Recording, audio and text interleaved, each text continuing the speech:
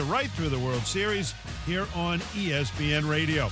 Kansas City Chiefs put on an impressive rally in the second half and edged the Raiders Monday night 30-29. Big win for sure, but ESPN's Dominique Foxworth says without Tyreek Hill for the Chiefs, it's kind of like fool's gold. That one-on-one receiver that you know you can go to, or a guy who's so double team and that opens up other things for other people, they don't have that. And Travis Kelce, as good as he is, he had 4 touchdowns, but he had like 25 yards. You need somebody who is going to break the defense in man coverage, and they don't have it. That Dominique Foxworth on Greeny a little earlier here on ESPN Radio. Keyshawn, J. Will, and Max. If the rule states you can't, under any circumstances, tackle the quarterback with full body weight, then the issue is not with the refs, the issue is with the rule. This and more. Wednesday morning at 6 Eastern on ESPN Radio and on ESPN2. Matt Moscona. I'm very important. After further review. Say it one more time. After further review with Matt Moscona. And here we go. ESPN Baton Rouge, New Orleans, Alexandria. Live from the Mercedes-Benz of Baton Rouge Studios. That's right.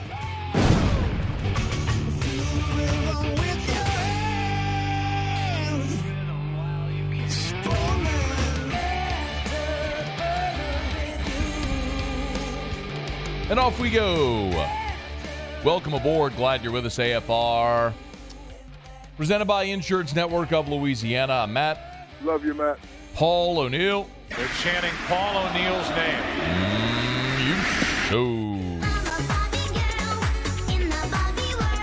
And Mr. Toby Tom Play.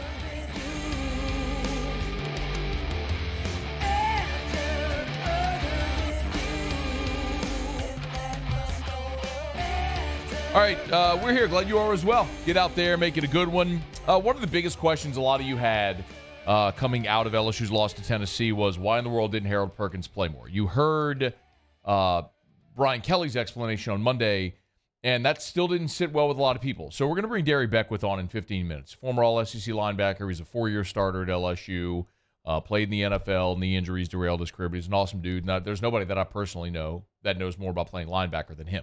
So I'm going to bring Darry on specifically to ask that question. Like, if he's he's a Sam, how easy would it have been to play on the inside? How much could he have affected the game? We'll get to all that with Darry in about, a little less than 15 minutes from right now. It is Florida week, thank God, we get to turn the page from the Tennessee loss for LSU. Here was Billy Napier, Florida head coach Billy Napier, talking about prep for LSU. You know that they're going to be unique mismatch players on the field, and they certainly got lots of them. And we've got a ton of respect for Coach Kelly and the staff that he's put together. And again, it's a great opportunity for us to be back at home and play in the swamp at night, and we look forward to it. And then the obvious question that many were going to ask is, was he a candidate for the job at LSU? These are the two new coaches in the league that are going head-to-head for the first time, and will be the first of likely many, many matchups between the two. I don't know that that's something that you talk publicly about. I think we're all well aware of chaotic times in college football when you get to November, December, January. But I tell you what I would say is I'm very thankful for the opportunity that I was given here, right? For the administration here, for Scott and all the people that contributed to that decision to have faith and confidence, do their homework on me, give me an opportunity to lead here. I can't imagine being at a much better place. So we were very patient, in a lot of the last few years. And, this path was right. That's what I would say.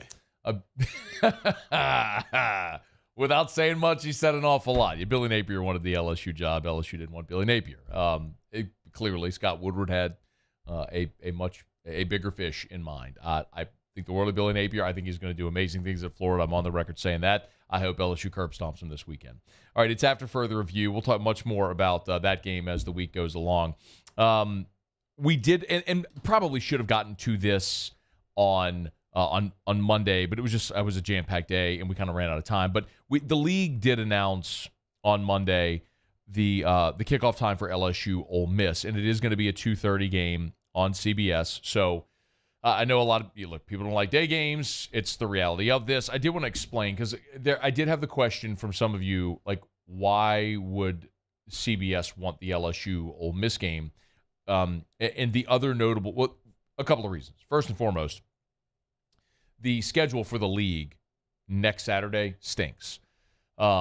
It's just a very weak slate. I was going to say weekend, but a weak slate for the SEC coming up next weekend. A bunch of teams have byes. Tennessee plays UT Martin, which obviously isn't going to be appealing, even though they're obviously a good team. But you've got Vanderbilt at Missouri, Texas A&M at South Carolina, and then the two headliners would be Ole Miss at LSU and Mississippi State at Alabama. So you might say, well, why wouldn't they pick Mississippi State at Alabama? You're talking about two ranked teams. The SEC, and some of you may not know this, so it's worth mentioning. CBS is only allowed to choose one team a maximum of 5 times in a year. So it means they're looking at Alabama's upcoming games and thinking, okay, would we rather that game or Mississippi State? CBS has already had the Arkansas game, the Texas A&M game, and I think we can all readily agree that CBS is going to pick LSU Alabama for the 2:30 game on that first Saturday in November. It's LSU Alabama. They're going to pick that game. So that would be 3 CBS windows for Alabama with 3 other games. So CBS would basically have the opportunity to pick 2 of the 3 being Mississippi State, Ole Miss, and Auburn. And Ole Miss is an obvious one. Ole Miss is a top 10 team. That's a very likely top 10 matchup with Bama and Ole Miss. And also it's Lane Kiffin. You understand that one. So really what it comes down to is, would you rather the Auburn game, the Iron Bowl, or the Mississippi State game? And it don't matter that Mississippi State is ranked. This is the same conversation we had last week about brand and when it came to LSU and Tennessee. Which brand do you want? Do you want LSU, Tennessee, or do you want – remember when Kentucky and Ole Miss were playing? We talked about it. Kentucky, Ole Miss was a ranked matchup. It was a top 15 matchup. But CBS or ESPN at night showed LSU Auburn, a couple of unranked teams. Why? Because it's LSU Auburn. Brands matter. So the Alabama Auburn game, the Iron Bowl, is always going to be more appealing than Alabama Mississippi State, unless if you get into a weird one-off year like when Dak was there and they got to number 1 in the country and all that sort of stuff. But that brands matter. It just does for TV. So that's why. So LSU Ole Miss will be the 2:30 CBS game, and then very likely after the bye, LSU will come back home and play another 2:30 CBS game against Alabama. All right, it's after further review. We're glad to have you aboard with us here. We're always brought to you by Shawbills Tire and Auto Service, ShawBillsTire.com, bumper-to-bumper auto service, name brand tires at wholesale prices. You know where to find them with 17 locations across South Louisiana. I tell you often, there's a lot of places that can sell you tires. There's a lot of places that can change your oil. There's a lot of places that can rotate your tires or check your check engine light or check on your squeaky brakes. But Shawbills does all of that, and the cornerstone of what they do and have done for more than 50 years is they treat you like family. Their customer service is what has and will continue to set them apart. It's Shawbills. You can go to the website, ShawBillsTire.com, find the location nearest you, ShawBillsTire.com, schedule service, shop tires at ShawBillsTire.com. You can check the promotions with the tab there at the top of the page. Go by and see them at Shawbills. Shawbills, where we keep you rolling. Darry Beckwith again here in about 5 minutes or so. Yesterday, we let you hear from Sean Payton, who was a guest on The Herd with Colin Cowherd. And what we talked about was his potential interest in the Carolina Panthers job. Now, I do not believe Sean Payton will have interest in the Panthers job. My understanding, talking to people close to Sean Payton, I have not personally spoken to Sean Payton, but it's that he wants to be coastal. Either Miami, L.A., something like that. I don't think the Dolphins job is going to come open, although if Sean Payton's available, it may. And they clearly made a run at him last year. The Chargers job would be interesting. What if Sean McVay decides to leave the Rams? Would the Rams be interesting? Both of those situations, you have quarterbacks. Part of the reason Carolina wouldn't be appealing to Sean Payton is because he's not going to go dive into a rebuild. He's going to go somewhere where he has a quarterback and has some degree of stability there. That would certainly fit in L.A. with Justin Herbert. But the other thing that was interesting that got a lot of headlines was when Sean Payton and Colin Cowherd were talking about the day that Taysom Hill had, and Sean Payton made this comment on The Herd. About that. I mean, that's why you loved him. Well, I text Mickey yesterday, and he's my closest friend. Mickey Loomis. He's the GM of the Saints. Yeah. And I said, hey, if you're uncomfortable with that $10 million salary, let me know in a year or two, and I'll take it off your hands. Look, I would love to have seen a game where John Madden covered Taysom Hill, because I think John Madden would have loved Taysom Hill. So he goes into that explanation and gushes over Taysom and talks about he and Drew Brees texted each other. But the point of that was Sean saying, in a year or two, I'll take him off your hands, take that salary off your hands. I am not going to overreact to something that Sean Payton kind of said, sort of in jest, in a radio interview after a big game by Taysom Hill when Sean Payton is still unemployed. It is something, though, that when you look at the Saints and how they have built out their salary cap and how they structure and how they have cap casualties and how all that could eventually come to pass. Remember, Taysom Hill is 32 years old. I want to remind you that. Taysom Hill is 32 years old. And doesn't show like he's got any signs of slowing, and he has been a durable player in the NFL. The Saints signed him to a 4-year, $40 million contract, as you might remember. And the potential out for the Saints is in 2024. So right now, it's not even really worth talking much about this. Taysom Hill's dead cap number this year would be $28 million, obviously he's playing. His dead cap number next year would be $23.7 million, but his cap hit is 13.9. So it would make no sense whatsoever for him not to be on the team in 2023. But if you wait until after June 1st to trade him, that's where the potential out comes in the contract, and it would save the Saints roughly $10 million in cap space if they were to trade Taysom Hill post-June 2023. So sometime after next offseason, but before next season, it's about the only time that it would actually make sense, and you'd be talking about a 33-year-old Taysom Hill and wherever Sean Payton could or maybe would be. Don't know. It's not something worth diving deeply into right now, but it's something worth filing away and saying maybe come back to that at some point down the road. All right, it's after further review. We'll knock out a quick break. When we come back, we'll talk some linebackers with former Tiger linebacker, all-SEC linebacker Darry Beckwith. We know Brian Kelly's explanation why Harold Perkins didn't play. How realistic would it have been for a will linebacker to kick inside and play a bunch against Tennessee? We'll ask a former all-SEC linebacker next. AFR. AFR is brought to you by Clegg's Nursery. Tell you every day, buy local, shop local. To go see our friends at Clegg's Nursery, any of the 4 Clegg's Nursery locations. But in particular this weekend, I want to tell you about the Segan Lane location, because this coming up Saturday, it is the Baton Rouge Green Tree Spree at the Clegg's Nursery location on Segan. It's Saturday from 8 to 1. It's an opportunity to buy Baton Rouge Green approved trees, and with every purchase, Clegg's will donate to BRG. That's Baton Rouge Green. So it's the Baton Rouge Green Tree Spree at Clegg's on Segan this Saturday, October the 15th, from 8 a.m. to 1 p.m. You can stock up for tree planting season. They've got native and rare species. Their tree experts will be there to answer all of your questions. Clegg's has been a great supporter of the Baton Rouge Green Foundation. Here's your opportunity to help as well with the Baton Rouge Green Tree Spree this Saturday, Clegg's on Segan from 8 to 1. Want more customers? Running Boards Marketing can help you get their attention.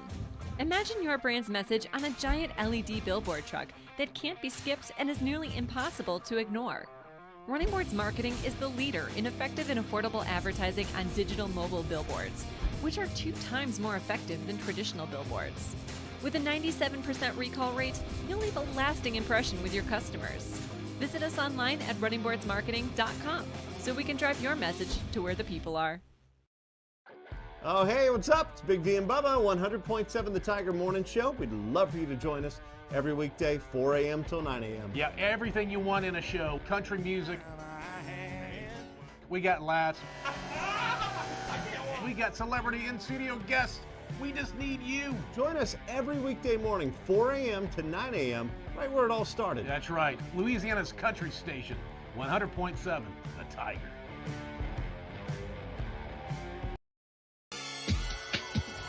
This summer, meet Acura's heroes of performance.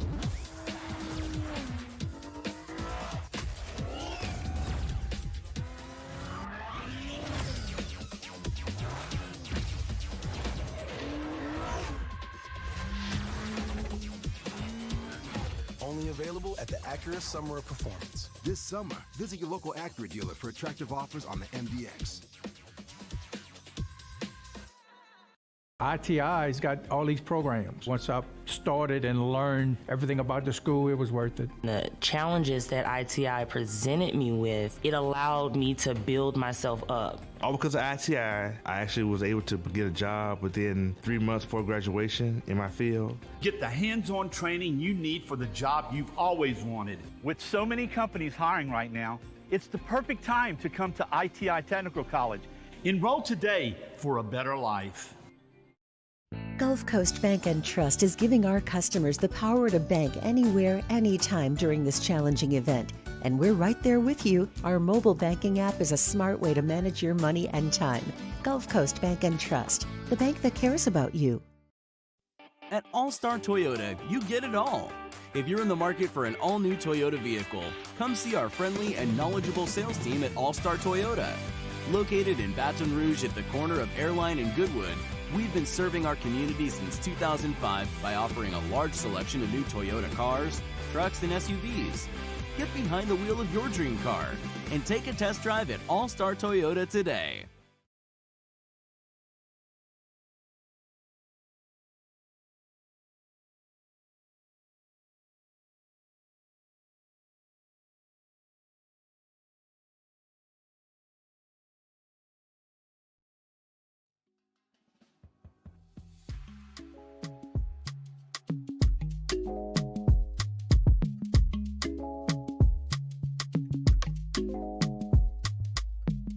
After further review with Matt Moscona, presented by Insurance Network of Louisiana. Call for a free quote to see how much you can save. 293-0450. After further review with Matt Moscona, ESPN Baton Rouge, New Orleans, Alexandria. All right, glad you're rolling along with us here on a Tuesday edition of AFR. Will Harris is going to be with us in 43 minutes. Major League Baseball playoffs are underway. Will did call it a career, long, successful career. Won a World Series championship, was an All-Star, and excited. We'll call on Will a couple of times here throughout the MLB postseason to serve sort of as an MLB postseason analyst for us. So we're looking forward to having Will, and he'll jump aboard again right at the top of hour number 2.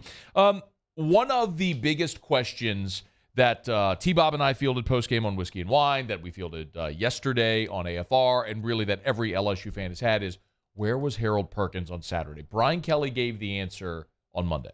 As you guys know, we moved him to Sam linebacker. Last week was not a position where, and you know the game was a spread game. You got two receivers that are out on the numbers. Harold would have to be standing out on the numbers playing the game as the Sam. We nickeled out, so we were in a nickel situation. We would have had to change his position back to inside linebacker for that game. We weren't going to do that. This is a game that suits him really well. You'll see a lot of Harold Perkins this weekend. Makes a lot of sense. That still did not sit well with a lot of LSU fans because the reaction we got time and time again was, well, why not put your best player on the field? All right, so let's ask a guy who would know certainly very well. Former LSU linebacker Darry Beckwith, who was an All-SEC linebacker, who was a Butkus finalist in 2008. The guy knows just a ton about playing linebacker, in particular in the SEC, and he joins us now. Darry, great to have you as always. How are you, Beast? I'm doing well, man. How are you? I'm good. Okay, so you're watching the game on Saturday. You see no Harold Perkins. You're thinking what? Honestly, my honest opinion, I thought he did something. I thought he got in trouble. I really did. Look, a guy like Harold Perkins, I know we talk about the scheme and the game plan did not fit him. But a lot of times as coordinators, whether it's offense or defense, we can out-scheme the scheme. They overthink it, over-analytical. When you have an athlete like Harold Perkins and the talent and the ability that he has, you have to find certain packages to put this guy on the field. I played with a guy in 2007 by the name of Chad Jones. Mm-hmm. Chad Jones was extremely talented. Every game that we went into, was Chad the best fit for the offense?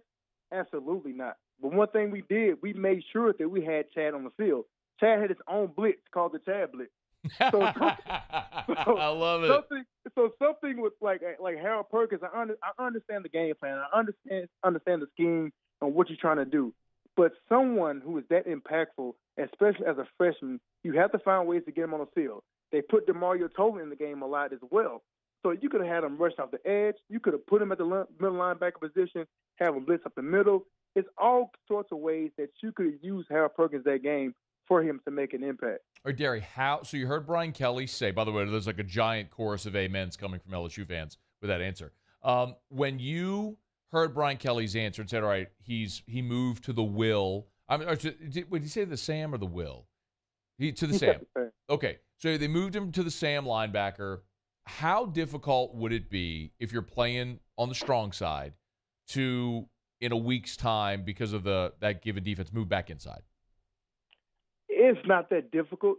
Someone like Harold Perkins, coming from high school to college, the transition to playing linebacker is extremely difficult if you're playing inside linebacker.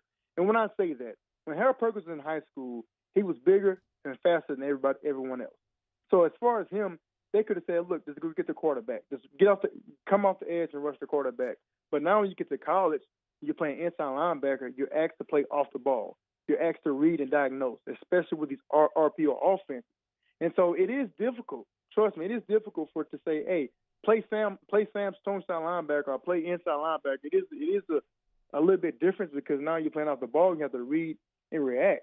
But someone like Harold Perkins, which I think they did a phenomenal job with him early in the games, is not asking him to do too much. I remember Matt House did speak about that.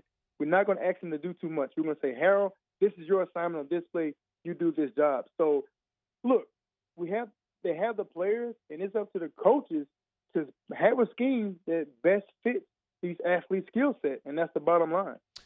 Perkins, if I'm not mistaken, played just 8 snaps against Tennessee. If he were on the field, this is an impossible question to answer, but I'm going to ask you, how much of a difference would it have made? I don't think it would have made that big of a difference.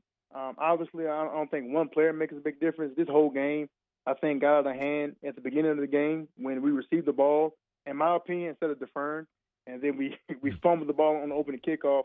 That was a momentum shifter. And I think from hindsight of 2020, when you're watching this as a fan, and say, oh, my gosh, he fumbled the kickoff, but we can get back into it. You don't realize how much momentum, how much that changes the game as far as the players and your mindset and how you think. And so would he did some things differently? Absolutely. Yeah, he would have, but as far as changing the game plan and the outcome of the game, I don't think so. Okay. Darry Beckwith is with us, former All-SEC linebacker. Of course, Darry Beckwith Foundation, which we'll talk about here in just a quick second as well, Darry.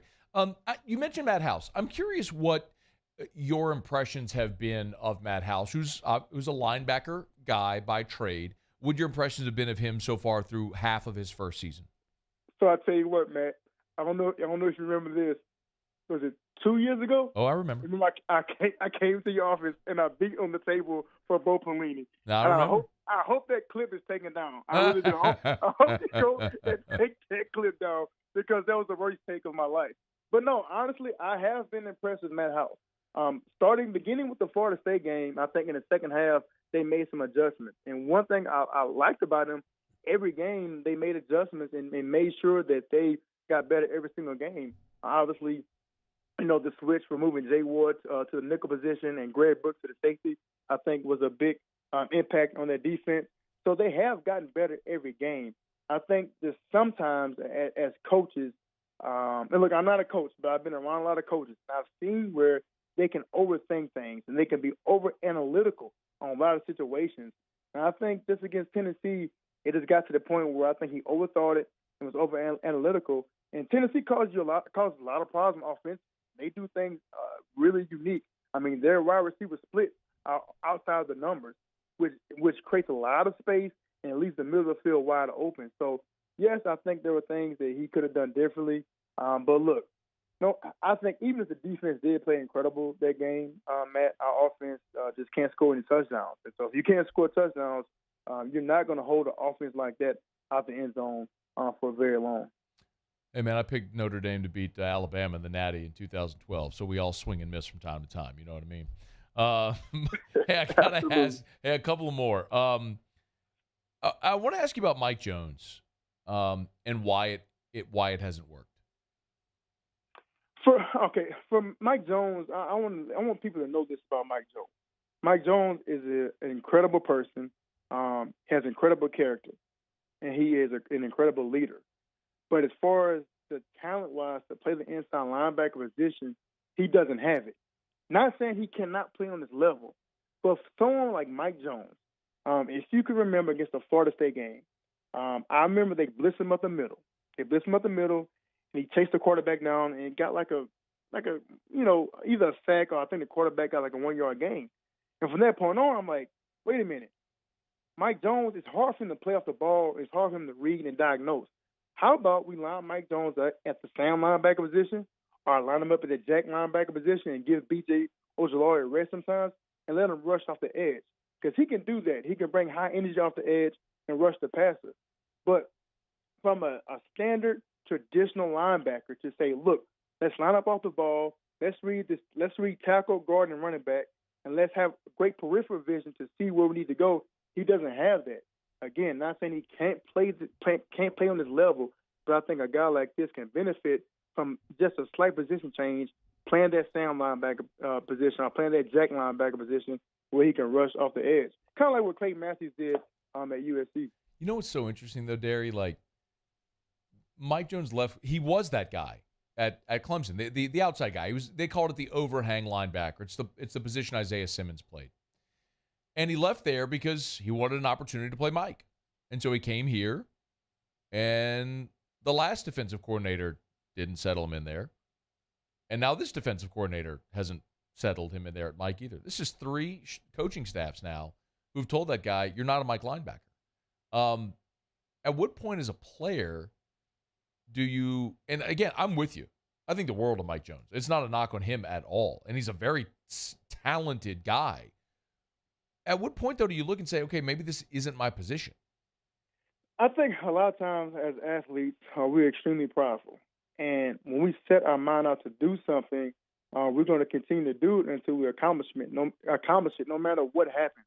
So I think in his mind frame, his mindset, he wanted to be an inside linebacker.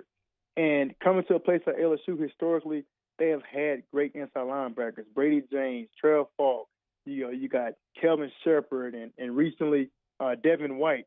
So my cousin Kendall Beckwith. So he had a lot of great inside linebackers. So for him, in his mind, I know he's thinking, man, if I could come here and solidify myself as an all-time great inside linebacker at LSU, I could play a long time in the NFL.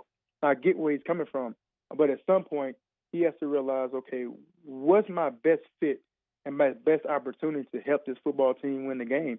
Win games, and I think he has to look himself in the mirror sooner than later and determine that, because he is losing snaps to Michael Baskerville, rightfully so. How in the world did you leave off Ali Highsmith? Because he didn't play Mike linebacker, he played Will. Okay. I was about to say, man. I've heard you gush. I have heard you gush about Ali Highsmith. I'm like, how in the world did you leave off your guy? I said Mike inside linebacker. See, Ali played Will. So Ali Highsmith. Ali, if you listen to this, man, look, I'm not going to leave out the list. And please, LSU, when you mention number 7, mention Ali Highsmith. So he was an inside backer, but he was just playing. He was just playing Will on the weak side. Yes, absolutely. Yeah. There we go. Got it. Hey, man, I never played linebacker. This is why I love having you on, man, to teach me stuff I don't know. All right. Hey, one more thought from you on. I wanted to ask you about Micah Baskerville, because he's a guy now who for 3 straight years started the season outside looking in, and is basically emerged to be, one of your 2 best linebackers. Last year was alongside Damone Clark. This year he's probably your best linebacker. Why does it seem like it takes him a little while to get going? I think someone like with Micah is he has to have the trust from the coaching staff. And I'm speaking from a player's perspective.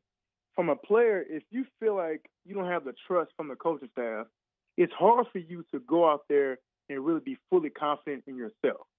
And I think at the beginning when Brian Kelly came in here, they had a few hiccups. Nothing major with Micah, not a bad kid, but I think Brian Kelly was changing the culture, and he had different things and rules that he wanted.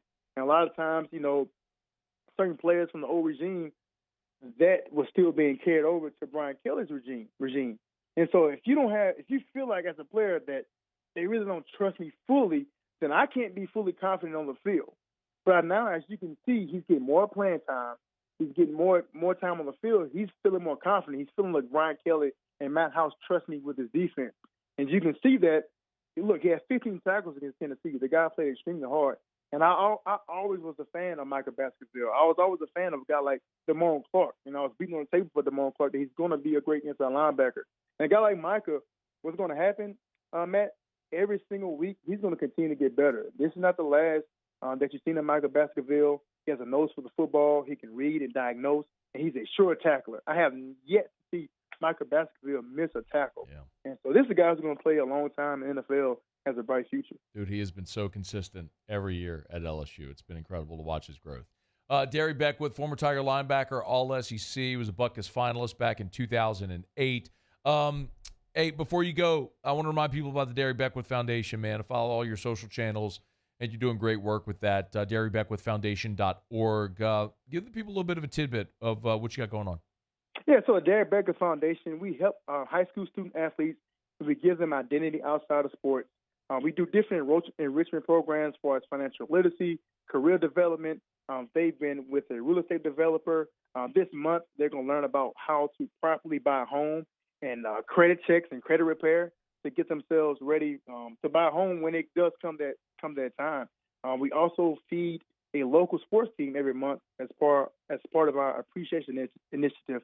We're going to Gonzales Middle football team actually next Monday to feed them. And then this coming spring, we will start our financial literacy program where we're going to visit high school student athletes at local public schools in the area and teach them financial literacy. So it's a lot of things that we have going on to let kids know, look, if sports doesn't work out, it's going to be okay, and you can be just as successful without scoring touchdowns or making big sacks. DarryBeckwithFoundation.org. Man, I'm proud to know you, man. I'm proud to call you a friend. I love what you're doing with the foundation. And if we can ever help, reach out, okay? Sounds good, man. Appreciate you for having me. All right, Darry. Be well, man. That is Darry Beckwith, a.k.a. Beast. Love that guy. Been a friend for a long time. I'm telling you, he knows a ton about playing linebacker, which is why when the Harold Perkins conversation came up, I knew I wanted to have Darry on to talk about it, shed some light, so we appreciate it. All right, it's after further review. Let's knock out a quick break. We'll go around the SEC next. AFR. Brought to you by Insurance Network of Louisiana, online at lainsurance.net, lainsurance.net. Better coverage for less money. That's Insurance Network of Louisiana. Excuse me. Tell you every single day about Insurance Network of Louisiana. And I share great stories and testimonials with you every single day about how people just like you called it, and like me, called Insurance Network of Louisiana and had them shop independently for free and ended up with better coverage for less money, and you could be next. 293-0450, 293-0450. This was one that Adam sent me. Wrote an AFR listener. I've been with Liberty Mutual for 7 years. Saved $2,500 annually and increased her auto coverage by $100,000. Better coverage, less money. Insurance Network of Louisiana. 293-0450. Call them right now. 293-0450 or lainsurance.net. That's lainsurance.net.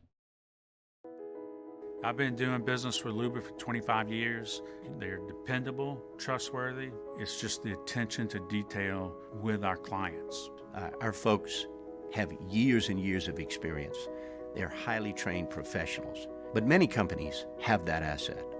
What I'd like to think makes Luba a bit different is that we use those talents in a way that truly is dedicated to serving the needs of the folks who depend on us.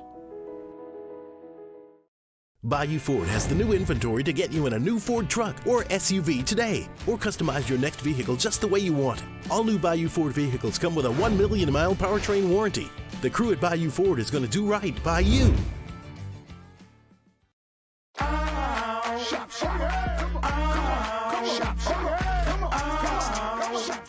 Order curbside pickup online or with Rouse's Market Shopping app and let Rouse's personal shopper shop for you.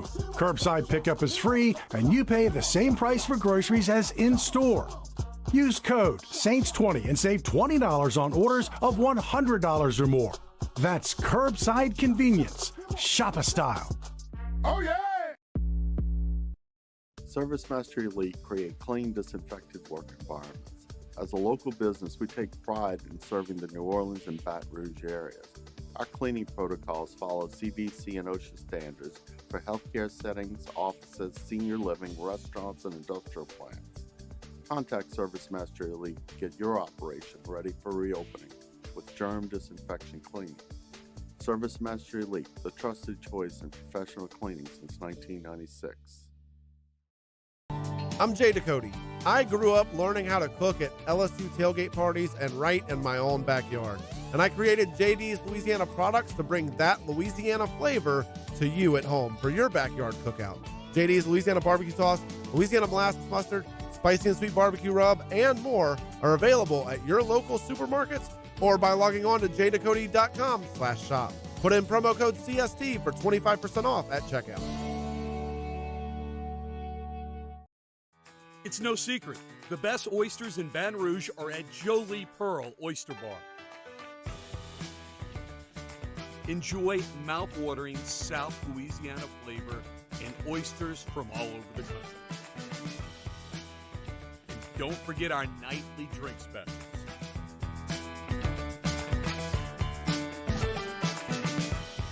Jolie Pearl Oyster Bar, located in downtown Baton Rouge.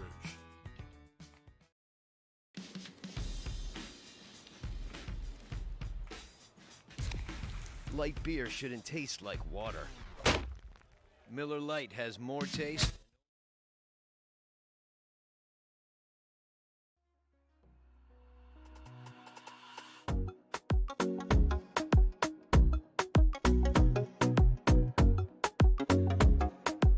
Purchase your tracks today. After further review with Matt Moscona, presented by Insurance Network of Louisiana, call for a free quote to see how much you can save. 293-0450. After further review with Matt Moscona, ESPN Baton Rouge, New Orleans, Alexandria. For the first time in about 2 years, there is a new betting favorite for the college football playoff. The favorite right now is Ohio State. They're at plus 200. They have passed Alabama and Georgia at who are both at plus 220. After those two, by the way, those three account for 60% of the money wagered on the college football playoff champion right now. There is no parity in college football. Anyone that suggests as such in the most meaningful regular season, it's such a gigantic farce. It's basically down to three teams. Which are the same three we all knew at the start of the season. Clemson's at 12-1, Southern Cal's at 16-1, followed by Michigan at 20-1. Tennessee is at 40-1 right now. Let's make this our Citizens Bank and Trust poll question of the day. If I gave, who would you take to win the national championship? Alabama, Georgia, Ohio State, or the field? Who would you take? Muse, who would you take? Alabama. If I gave you Alabama, Georgia, Ohio State, or the field, who would you take? Probably Georgia. No. You get those three. Oh, those three. Those three. Okay, what if I eliminate, since you just tipped your hand, what if I eliminated Georgia? What if I gave you Alabama, Ohio State, or the field? Who would you take? Alabama and Ohio State. But you said Georgia. Hmm? The field includes Georgia. Hmm? Paulie. Alabama and Ohio State or the field? I'll take the field. Alabama, Georgia, Ohio State, or the field? I'll take the field. Who in the field would you be most confident would actually have a shot to win the national championship? Of the field, probably a USC. Okay. See, I've said this yesterday. I think SC's getting there. I think USC is going to go undefeated, and I think they're going to get there. I do think they'll beat UCLA. I think they're going to get there. Actually, what I said yesterday is that a Pac-12 team will be in. It'll be UCLA or USC. And I do believe that. I think they'll get a team in. I don't know if they can win it, though. I think it would look a lot like when Washington was there. I still think Clemson would be the team that if and maybe, do you think that would just be like recency bias or just Clemson by just saying because I trust Clemson? I think Clemson looks better this year than they did last. So, DJ DJ's looks playing like better. He looks like a different player. That's the only thing they were missing last year, though, is what I'm saying. So why are we ignoring Clemson? I don't think it's we're ignoring Clemson. I agree. I think people are ignoring them. That would have been my second field choice. Would have been Clemson? Yeah. Maybe because they're not winning flashy. They're winning, but they're not winning flashy. To be very clear, I would take Bama, Georgia, Ohio State over the field a million times out of a million. That's not even, to me, not even a difficult question. Maybe Clemson could step up and win it. I don't think there's another team that could even challenge, unless if Tennessee kicks and just ends up, moonshotting, which could happen. I mean, look, we've seen that before. I don't think in 2019 at the beginning of the season we thought LSU. I'd have to go back and look. Do you remember offhand what LSU's championship odds were in 2019 at the beginning of the season? Not the I want to say it was like odds. 30-1, which is usually where you found LSU. And they beat Texas, and you started to see them climb a little. But it might have been after they beat Florida that you went, oh, okay. Because up until that point where we're still like, all right, the numbers pop, it looks great, but who have they really beaten? And then they beat Florida in Tiger Stadium, and that's when all of the championship talk happened with LSU. If Tennessee beats Bama on Saturday, it would be very comparable to where all of that conversation starts to happen around Tennessee, which has a good offensive line, a great quarterback, talented receivers, a couple of talented running backs, and a defense which has been brutal to this point, but they are boom or bust and are really good at affecting negative plays, which that LSU defense was. If you remember, early in the season, that's what they were very good at. Late in the season, they just really stabilized themselves. I mean, they gave up 30 at Vanderbilt.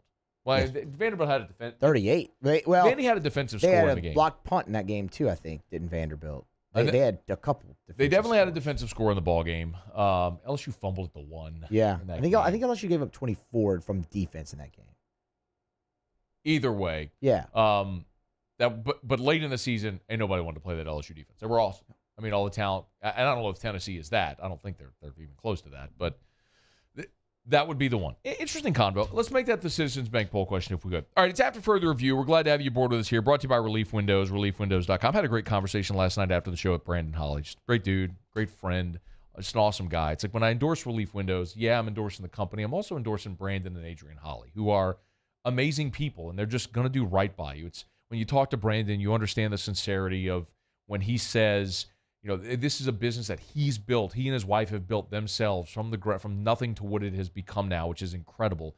But he says, that's his name is his legacy, and it's just he's going to treat people right. He's going to do right by his customers. And you've had that conversation. He's like, as a business owner, you have to be willing to spend your last dollar to make someone happy. Like, that's the mindset of the guy who runs that business. That's why I'm so bullish whenever I endorse Relief Windows. 288-8138, 288-8138.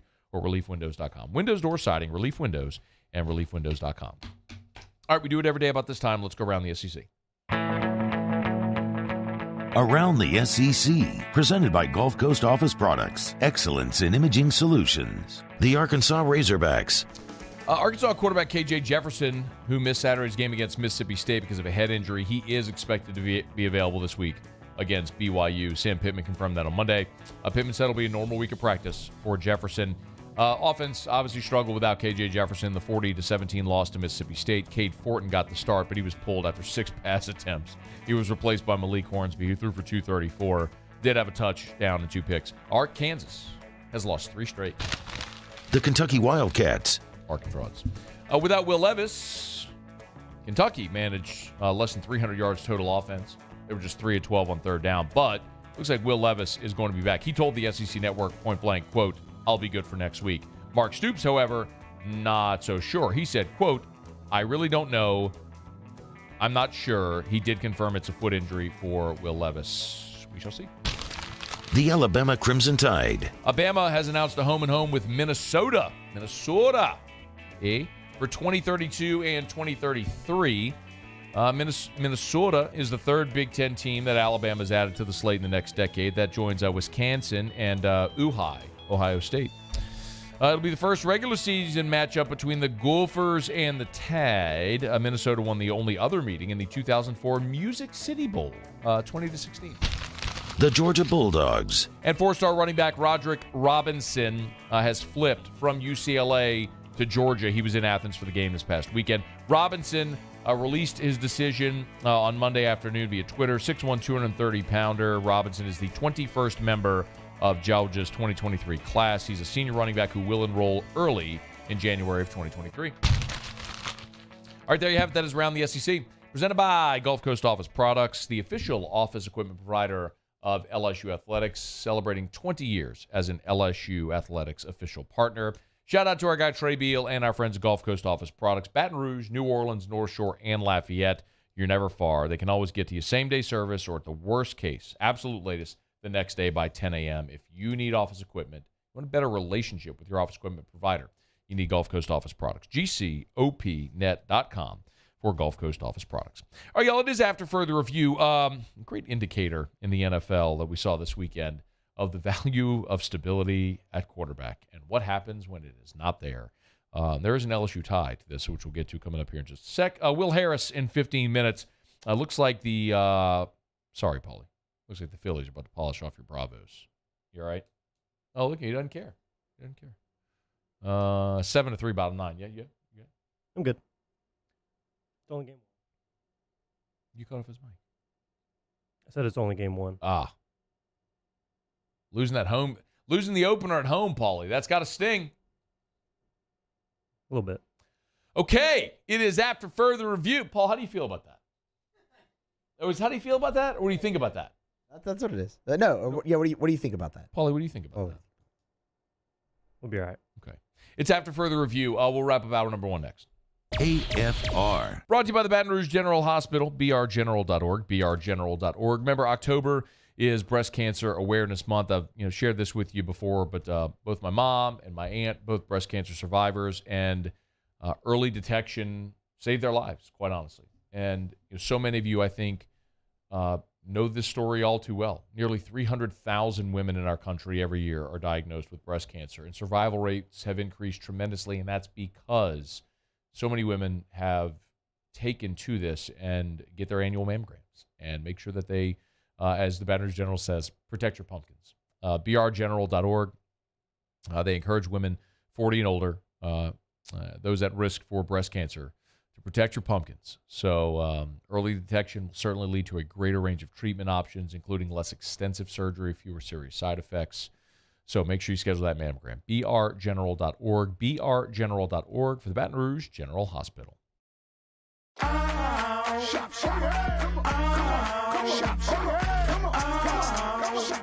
Order curbside pickup online or with Rouse's Market Shopping app and let Rouse's personal shopper shop for you. Curbside pickup is free and you pay the same price for groceries as in-store. Use code SAINTS20 and save $20 on orders of $100 or more. That's curbside convenience. Shop a style. Oh, yeah! Gulf Coast Bank and Trust is giving our customers the power to bank anywhere, anytime during this challenging event. And we're right there with you. Our mobile banking app is a smart way to manage your money and time. Gulf Coast Bank and Trust, the bank that cares about you. I've been doing business with Luba for 25 years. They're dependable, trustworthy. It's just the attention to detail with our clients. Our folks have years and years of experience. They're highly trained professionals, but many companies have that asset. What I'd like to think makes Luba a bit different is that we use those talents in a way that truly is dedicated to serving the needs of the folks who depend on us. Eli's always been into grilling. It took us a while to see it, but the signs were there. What are you doing, Eli? I knew grilling was my thing. I have been talking about it throughout my career. Happy with the results? I am. Got the new grill from barbecueguys.com. It performed great. My advice, as I always told my boys, do more of what you're born to do. Barbecue Guys, for those who were born to grill. You want cheese on your burger, Pops? I'll take a little cheese. Crime has serious consequences, but anyone can make a mistake. If you find yourself in trouble with the law, know that you have rights, and it's okay to demand them. The law offices of O.C. Brown are here to protect you and your rights. Felony or misdemeanor, DUI or drug charge. No matter what crime you're accused of, you still have rights. Let the law offices of O.C. Brown uphold them. Call 225-343-1111. Your law firm for a lifetime.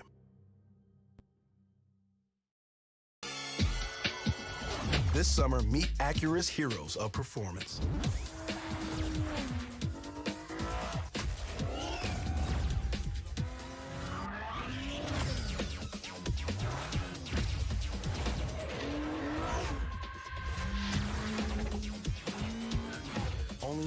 at the Acura Summer of Performance. This summer, visit your local Acura dealer for attractive offers on the MDX.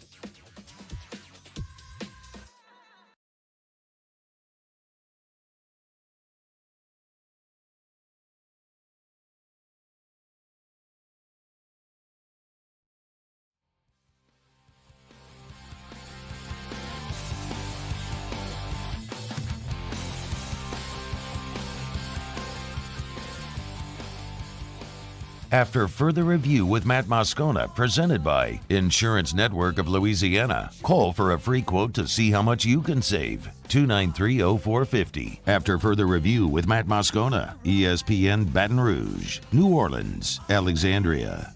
All right, wrapping up hour number one. Glad you're with us here. We'll talk some Major League Baseball postseason with Will Harris in about 10 minutes from right now. Former Tiger, a longtime big leaguer.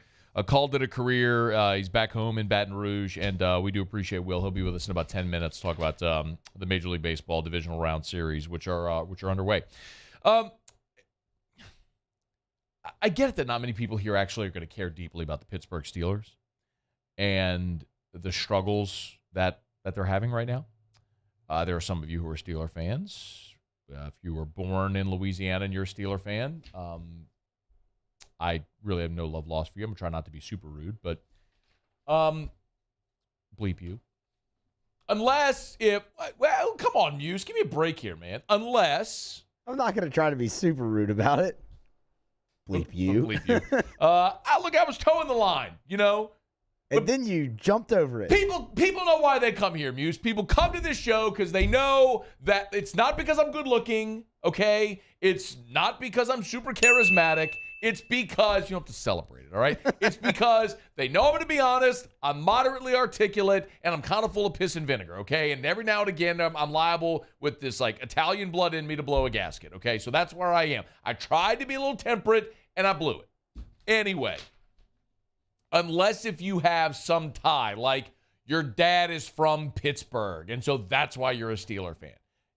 If you're just a Steeler fan because you want to cheer for them because they win, bleep you. Anyway, and this is what you get right now. A 38-3 loss at Buffalo, the worst loss in 30 years for that organization. And their offensive coordinator is Matt Canada, which is kind of interesting about this.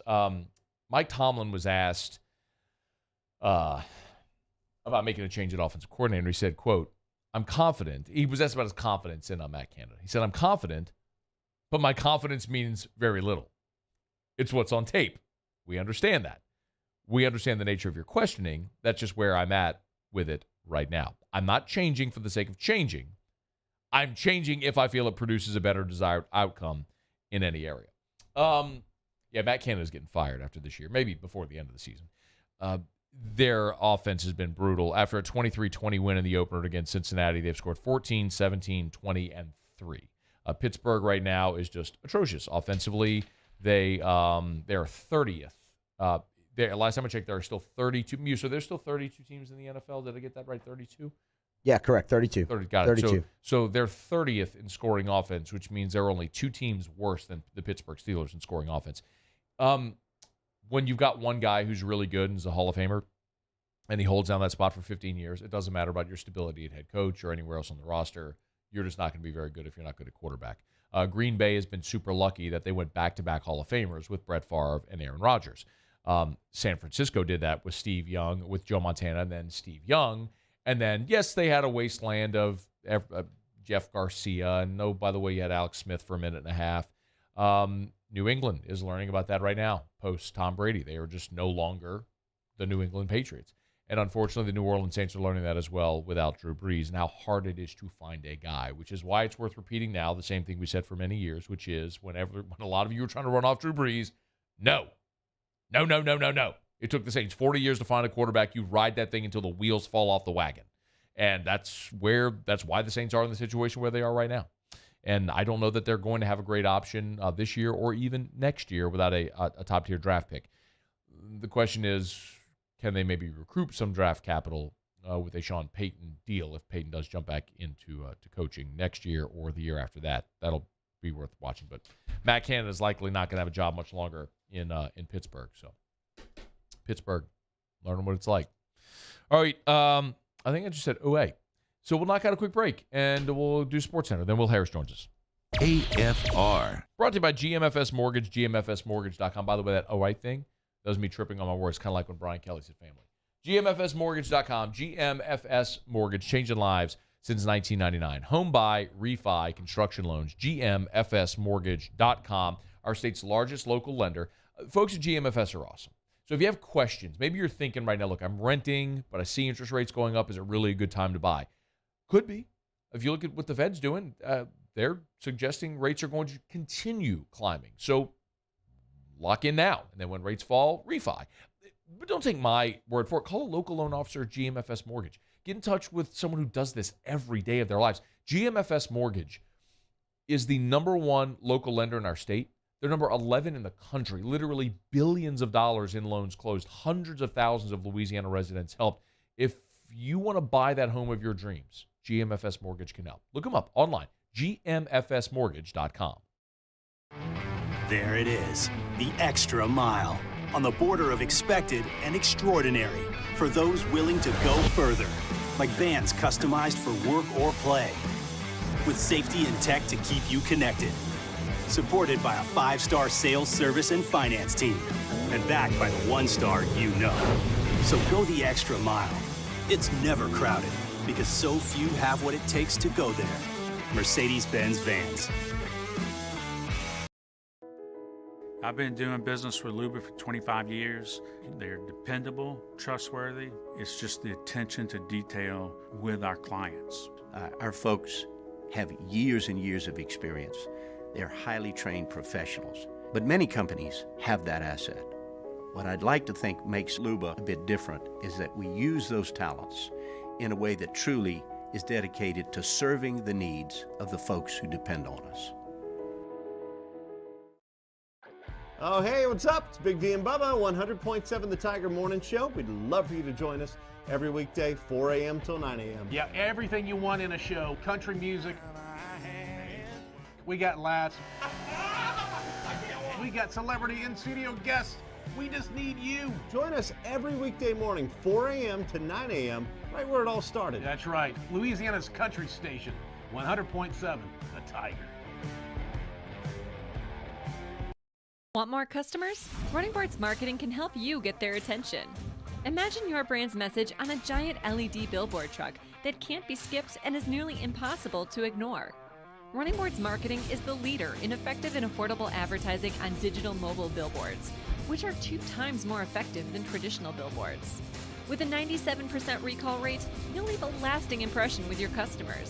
Visit us online at runningboardsmarketing.com so we can drive your message to where the people are.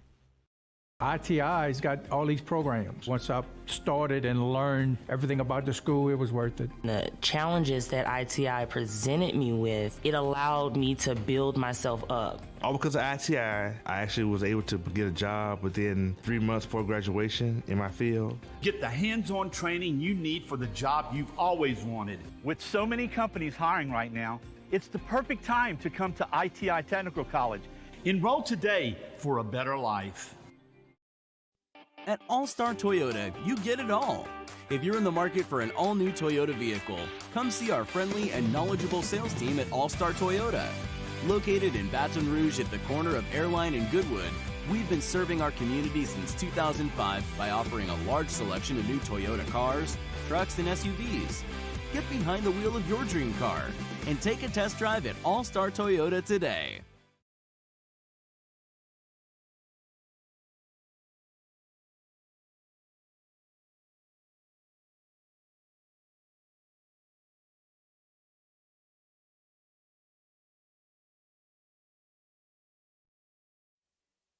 This is SportsCenter.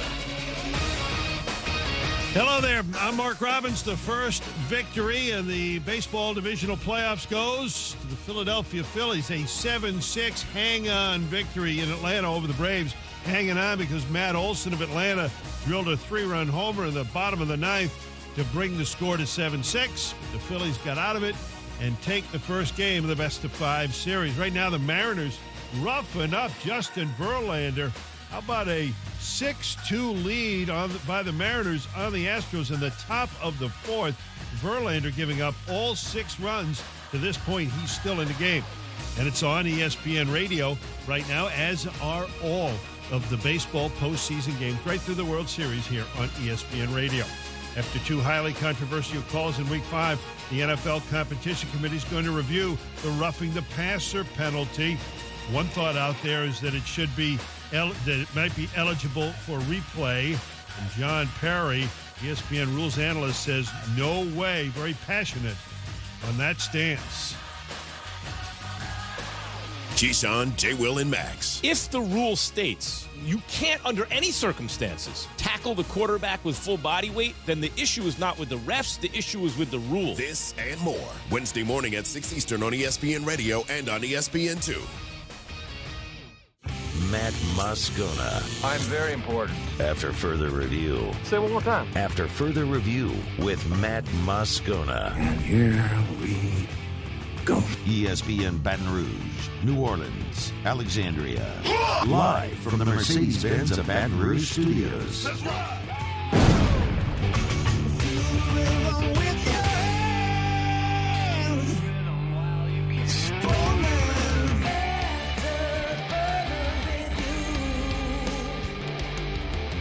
Hour 2, off we go. Welcome aboard. Glad you're with us.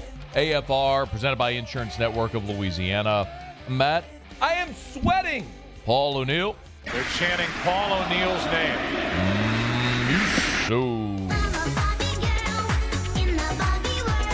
And Mr. Toby Tom Play.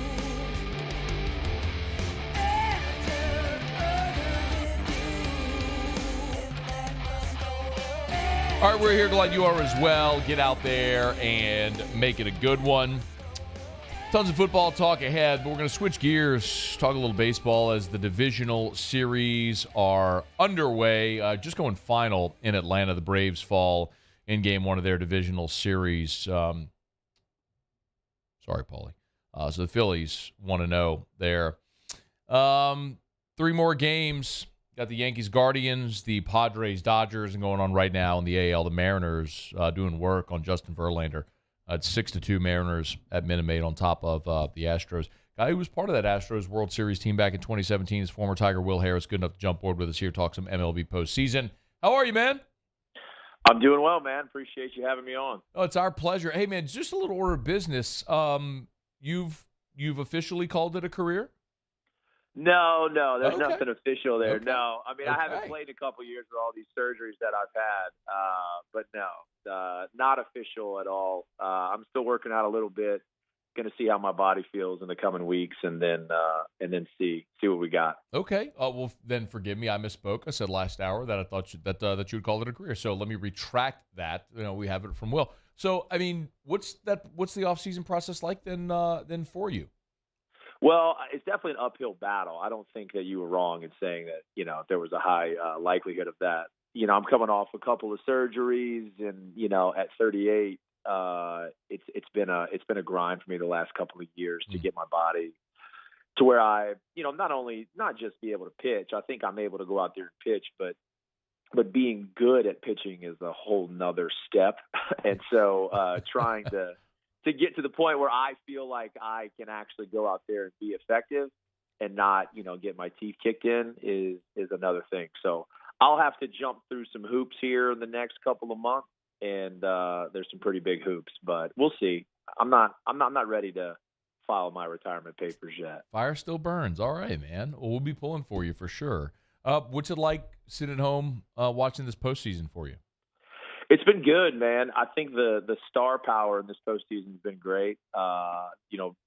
The teams in Major League Baseball, there's kind of like a magnetic field to your good teams. They just seem to accumulate more and more and more in the off seasons and through trades and stuff like that, which doesn't make June and July baseball that exciting when you're watching, some of your teams that some people may pull for. But it definitely makes the postseason exciting, and I'm looking forward to it. Actually getting into the postseason that we're all used to seeing now that we're in the division series and got the wild card round out of the way. I was going to ask, by the way, that magnetic field, that's just money. Do you like the wild card round? I think it's good. I think it's good for the game. I was interested in it. I was wrong on on my kind of like my sleeper pick with Toronto. I had some buddies just kind of ask me, and Toronto's a really difficult place to play. I really liked their starting rotation. Their lineup was really hot coming in, and they didn't get it done. But I think a part of it too, and you see in this with the Mariners, you saw this with Philadelphia just now in that game. There's a massive advantage to playing not just one game, but an actual series heading into another series. The Astros and these guys have been running inner squads, right? Basically trying to stay in shape for a full week. And you don't ever do that during the season. I mean, it's hard enough to get your body back after the All-Star break, which now for some teams is only 3 games, much less a full week, So it's actually playing out here in these first 2 games. Now, I think after the dust wears off, I'm expecting the Astros to play better, and this game's nowhere near over with their offense. But yeah, that extra series, man, is a definite boost for these teams in the wild card. The Astros have scored. Yuli Gurriel just homered, so it's 6-3. Mariners right now bottom 4. So yeah, you're right. A long way to go in that one. That is an interesting theory, though, Will. That the teams that played, because I guess my thought would just be if you had to play, you're at a disadvantage because you didn't have an opportunity to set your pitching. But how much of a factor is that, or is it? I think it's a huge factor. I mean, you see it all the time. I mean, the Giants won a World Series. The Nationals won a World Series. You see it all the time. Back when it used to be a 1 playoff game where these wild card teams come in, win a game, get some momentum, and just kind of roll. And they get on this roll, and they kind of keep going. I think it's baseball. These guys are used to playing every single day. Yeah. And when you give them a week off, it is now, granted, their body may feel good, right? And they've been able to shut the engine off and get treatment and things like that.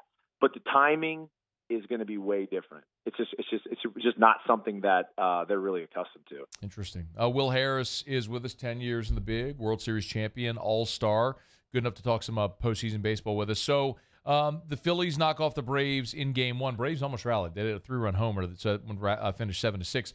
Do you have a pick in that series? I would lean towards the Phillies only because of, like I said, they already played the series before. The Braves are a better team than Philadelphia. I've heard John Smoltz say this all the time when it comes to postseason. All you need is 2 good starting pitchers and a hot closer, and you can go really far. And I think the Braves have that. The Phillies bullpen is a little weird. You kind of saw it today where they had a starter in there at the end, and Eflin trying to close it out. He gave up a 3 spot. He was able to hang on, and they got the win. But it's funny, man. These teams, it happens and that's just why I kind of give Houston an advantage, because Houston's got a lot of starters that are used to pitching out of the bullpen. They've done it in their careers, and they've been successful doing it in the postseason. Teams have a tendency to really change their blueprint and their playbook in the postseason, and you see a lot of starters coming out of the bullpen, and you kind of ask guys to do things they're just not really used to doing. And in my opinion, a lot of times, more than not, it doesn't work out.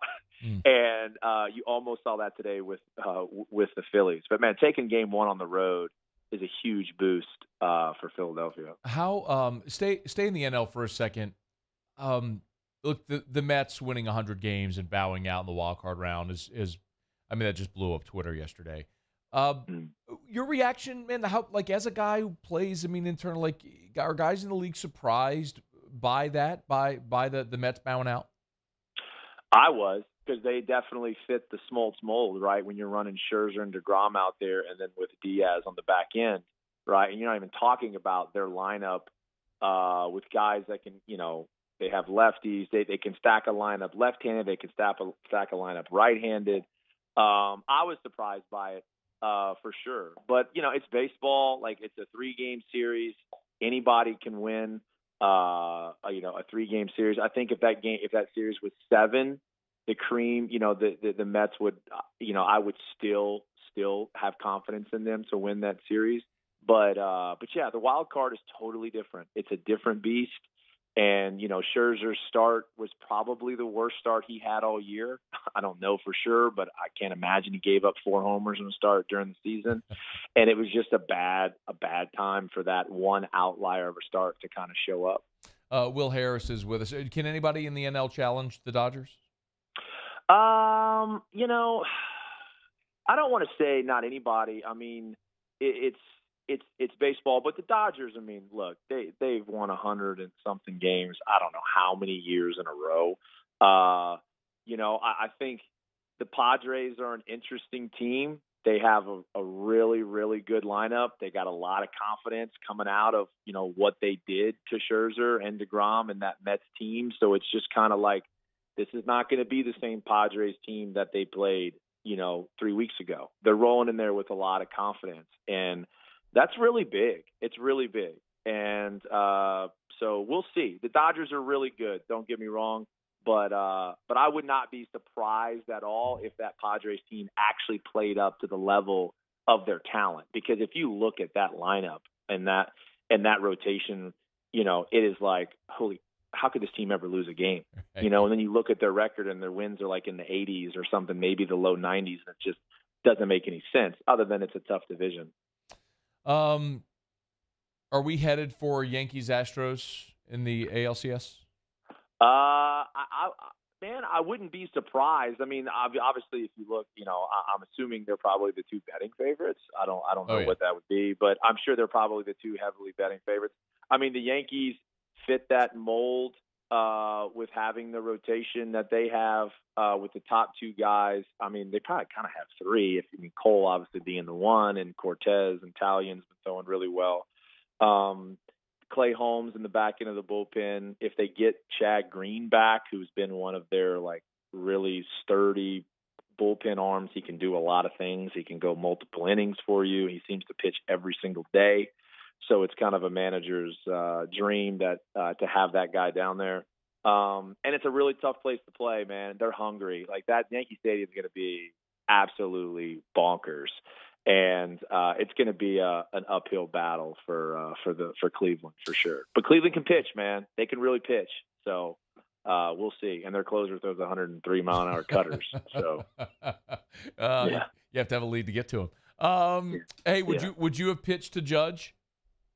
I would have pitched it. Listen, I've given up homers to Judge. Don't get me wrong. I mean, I told this story the other day. I was like, I came in with the bases loaded in 2017. I remember the game 4 or 5 or whatever. But they beat the brakes off of us in Yankee Stadium for those 3 games. And I came in with the bases loaded, and luckily Wild pitched the guy on third home before he took me deep. It would have been a grand slam, and people would have remembered. But it was just a run-of-the-mill 3-run homer, so nobody actually remembers that. But yeah, I would have pitched to him for sure. Judge was actually a good matchup for me. He was in my, we used to call them pods, right? So in the bullpen, it's like, hey, these are your 3 guys. This is your spot in the lineup of it's a good matchup for you, analytics, whatever. And Judge seemed to always be in my pod, right? Like he was there in 17, he was there in 19 in the ALCS. And so I've got a lot of at-bats against him. I've won some. Obviously, I've lost some. So, but yeah, I would have pitched to him.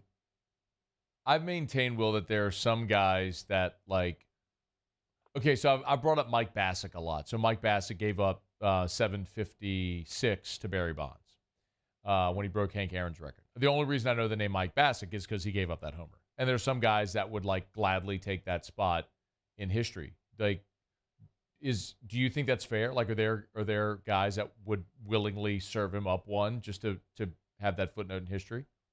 I would say guys that probably had bad careers, maybe. Yeah, like Mike Bassick. Which no disrespect, by the way. If they have nothing else to hang their hat on, maybe, and they could go get a little autograph signing or something and make a little change for their pockets. I'm not. I would no. I would rather. I'd rather have the game get paused on your college football Saturday and the whole world's watching Judge, not punch his ticket. That would be a lot. That would be fun for me. By the way, no disrespect at all to Mike Bassick. Dude pitched in the show. You made it to the show. You're a dude. So all respect there. All right, who wins the World Series? Man, I'm going to lean towards obviously the Astros. I have, still have friends on that team. I think they just check so many boxes with their pitching staff. I mean, their pitching staff is just from top to bottom. I just don't see other teams that have that. And then just they have just loads and loads and loads of postseason experience. I see why they're the betting favorite. And my sleeper pick, it's too late. They're already out. It was the Toronto Blue Jays, like I said before. So I got to hang my hat on the Astros and my boy Bregman. Hey, the water in the Bronx is warm. Come swim anytime. Man, I'm gonna tell you right now, there ain't no shot. Hey, there's two teams in this household that my kids aren't allowed to say they like, and that's the Dodgers and the Yankees. So it's not gonna happen. What if the Yankees call this summer or this spring? I would gladly wear a pinstripe. Yes! That's what I'm talking about. All right, Will Harris, thanks, dude. It's always great to chat. All right, man. Appreciate it. All right, be well. That's after further review. Stick around. AFR. Hey, we're brought to you by Pluckers. Got it out of him. It's all, hey, man. Someone's going to write that check. You better believe it. Nicholson, just south of campus, Bluebonnet, right in front of the Mall of Louisiana. Of course, 28 flavors of award-winning jumbo chicken wings, ice-cold draft beer, full-service bar, sports on TV. Tuesdays are great nights to get by Pluckers. Every Tuesday, 2 things to tell you about. Number 1, kids eat free. So, get the whole family together, get out to Pluckers, have a great time, an affordable meal. Parents buy entrees, kids eat free at Pluckers. That's every Tuesday. Also, 8:30, sports trivia at the Nicholson location. Hunt Palmer hosts 5 rounds, live-action trivia. Just like on Wednesdays, when they do sports trivia, everyone gets to spin the prize wheel. So every team, even if you don't win a round, you get to spin the prize wheel. You can win Pluckers food. You can win other great prizes as well, swag from great businesses all over Baton Rouge. It's Pluckers. Dining, carry-out, or delivery Pluckers if you like our wings. We'll give you the bird. Bayou Ford has the new inventory to get you in a new Ford truck or SUV today, or customize your next vehicle just the way you want. All new Bayou Ford vehicles come with a 1 million mile powertrain warranty. The crew at Bayou Ford is going to do right by you. ITI's got all these programs. Once I started and learned everything about the school, it was worth it. The challenges that ITI presented me with, it allowed me to build myself up. All because of ITI, I actually was able to get a job within 3 months before graduation. The hands-on training you need for the job you've always wanted. With so many companies hiring right now, it's the perfect time to come to ITI Technical College. Enroll today for a better life.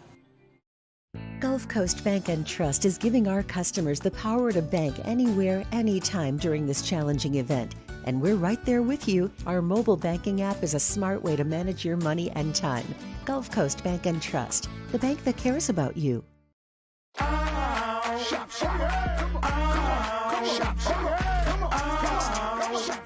Order curbside pickup online or with Rouse's Market Shopping app and let Rouse's personal shopper shop for you. Curbside pickup is free and you pay the same price for groceries as in-store. Use code SAINTS20 and save $20 on orders of $100 or more. That's curbside convenience. Shopper style. Oh, yeah! Service Mastery Elite create clean, disinfected work environments. As a local business, we take pride in serving the New Orleans and Baton Rouge areas. Our cleaning protocols follow CDC and OSHA standards for healthcare settings, offices, senior living, restaurants, and industrial plants. Contact Service Mastery Elite to get your operation ready for reopening with germ disinfection cleaning. Service Mastery Elite, the trusted choice in professional cleaning since 1996. I'm Jay Ducote. I grew up learning how to cook at LSU tailgate parties and right in my own backyard. And I created JD's Louisiana products to bring that Louisiana flavor to you at home for your backyard cookout. JD's Louisiana barbecue sauce, Louisiana molasses mustard, spicy and sweet barbecue rub, and more are available at your local supermarkets or by logging on to jducote.com/shop. Put in promo code CST for 25% off at checkout. It's no secret. The best oysters in Baton Rouge are at Jolie Pearl Oyster Bar. Enjoy mouth-watering South Louisiana flavor and oysters from all over the country. And don't forget our nightly drink specials.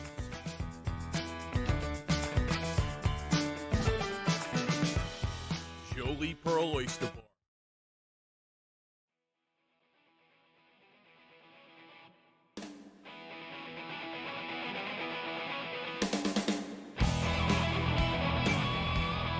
After further review with Matt Moscona, presented by Insurance Network of Louisiana. Call for a free quote to see how much you can save. 293-0450. After further review with Matt Moscona, ESPN Baton Rouge, New Orleans, Alexandria. Hey, Lee, how are you? Hi, Matt. They said they were trying to call me, and all circuits were busy, and all I was doing was reading the roughing the passer rule. What did you think about the roughing the passer rule? Well, when you read the rule, it's pretty vague. Basically, they can pretty much call it if you breathe on the quarterback if they think it. I mean, because the act of passing often puts the quarterback or any other player attempting a pass in a position where he is particularly vulnerable to injuries, special rules against roughing the passer apply, blah, blah, blah. But, this has been going on for well over 40 years. What do you mean? Okay, so Gale Sayers, the great NFL running back whose career was cut short by knee injury. Some people say, in their opinion, he was the greatest running back ever. There are people who say that. He was a most surly individual, but became the athletic director at Southern Illinois University my senior year. Yes. And I got to know Gale Sayers. Okay. And there was a period of time where a bunch of stuff was going on, and they were overprotecting quarterbacks. And it was infuriating to him. And he said, if they don't like it, they should just go play a different position. And I mean, then there was the in the grasp. That's probably what you remember most for most of your football formative years, right? In the grasp. No, I don't think in the grasp was around even when I was playing. That's a even newer thing. Okay. Well, there was the in the grasp, which was just, that was horrible. But, in sports, over the course of time, there have been plenty of rules put in to make the sport safer. I mean, in hockey, Matt, when I was a kid, first started watching the NHL, nobody wore helmets. The goalies didn't wear masks. It was radical when a guy named Jacques Plante started wearing a mask as a goalie. Can you imagine? Well, I mean, football didn't wear helmets. People would die. Right. I mean, yes, we evolve as a society, yes. But right. this is different. This isn't well, safety. Wait, I'm just going somewhere with it. Okay. So then there's baseball finally a couple of years ago, however many, finally said, no, you can't take the catcher out at home plate. You just can't just go wipe out the catcher because they were losing catchers. Catchers are tough to find. You hear people go, oh, in the old NBA, where the bad boys for the Pistons, nobody would have been allowed to drive like that. Well, yeah, but the game's better now because it's not like a bunch of criminals out there just killing people when they go to the basket and fighting all the time. Do you think the NFL is better today? Oh, no doubt. But where I was to finish the thought is that if they want to do in the grasp or if they want to protect the quarterbacks who are so valuable to the sport, to the brand, the shield, if you want to protect them, then come out and say, we're going to protect them. You can't wrap them up. If you throw them down, we're gonna penalize you. Say that. But the play that with Brady, the play against the Chiefs, those were. You wonder what is the official thinking because it's so outside what we've been expecting to see and what we have seen. Fair enough. Wait, hold on. Go back because I asked you a question. I don't remember. No, it's fine. Because I know you were mid-thought. I thought you were done. Wait, so you said, I asked you think the NFL is better with the rule changes, and you said no doubt. Are you saying the NFL is better with the way they're protecting quarterbacks? No, see, I don't think there's a rule change. There's a couple of officials who have made a couple of rogue calls. That's what it looks like to me. Like if you had said to me before the season, Lee, this is they have clearly defined things like you cannot touch a quarterback on the helmet. So even if you're swatting at a pass and you graze the quarterback's helmet, that's 15 yards. You cannot land your body weight on the quarterback. That's because a few years ago, Aaron Rodgers broke his collarbone when a defender landed full body weight on him, And so they eliminated that. You can't hit a quarterback below the waist because in 2008, Tom Brady had a defender from the Cincinnati Bengals go low, tear his ACL. Brady was done for the year. And so now you cannot hit a quarterback low at all. Like, those are all the rule changes that have affected how defenders affect and approach a quarterback. Right. But up until, like, the call against Tom Brady, the one where he got tossed down. Right. This season, had you seen isolated incidents where you thought, oh, they're overprotecting the quarterbacks? Oh, we see that. Yes, we see that every year.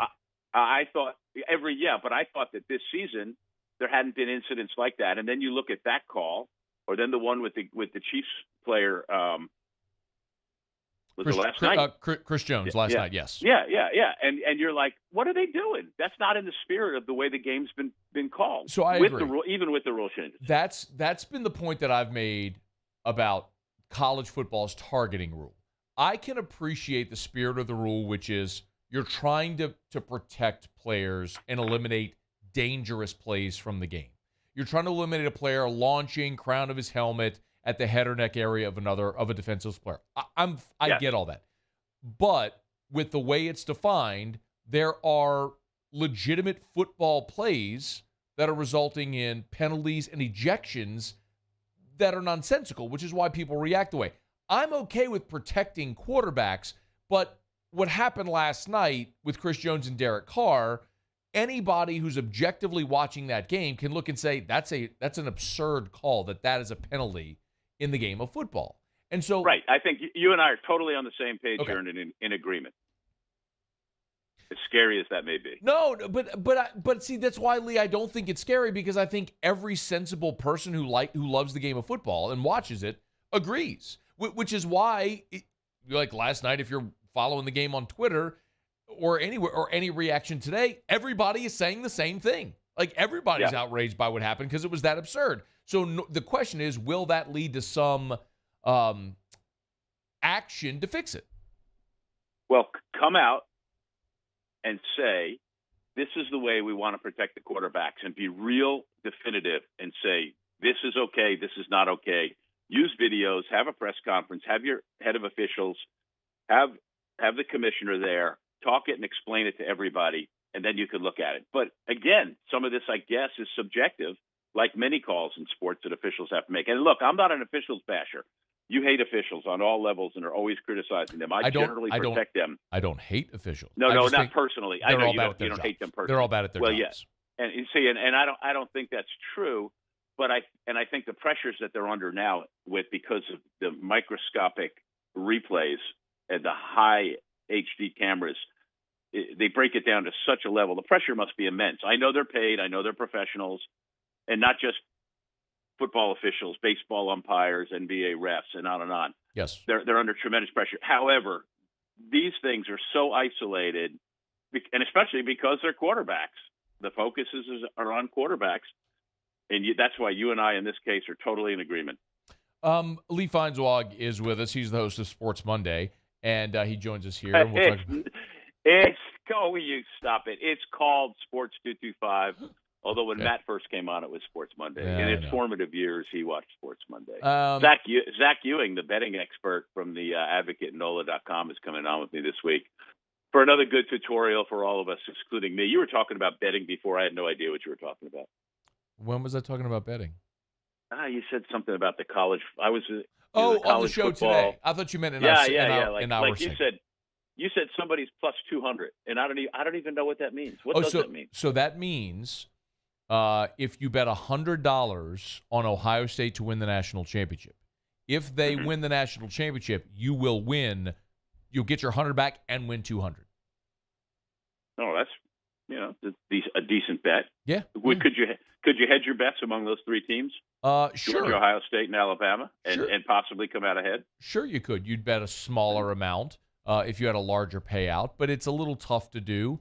It's easier to do that with something like golf, where you have much longer odds, right? So if one of them hits, you have a lot of juice there, so it makes sense. I'll explain it to you another time. All right, we'll talk about beer in just a second. Hey, LSU, before the season, you picked LSU, I think, 5-7, if I'm not mistaken. Yes, that is correct. How do you feel about that now that they're 4-2? Do you think they get one more win the rest of the way? Well, they go 4-5, because losing to Florida, Ole Miss, and Alabama. And then there's 3 winnable games where they could go 7 wins, 6 wins, 5 wins, or stay at 4. You know, they can be. There's certainly, you have to think on paper, LSU's as good as or better than Arkansas, UAB for sure, and then Texas A&M. So, but in the meantime, I expect LSU to lose 3. Okay. You know, the other day, man, I was stunned when I looked at the stats and saw that outside of the quarterback, LSU rushed for 17 net yards. Oof. Yeah.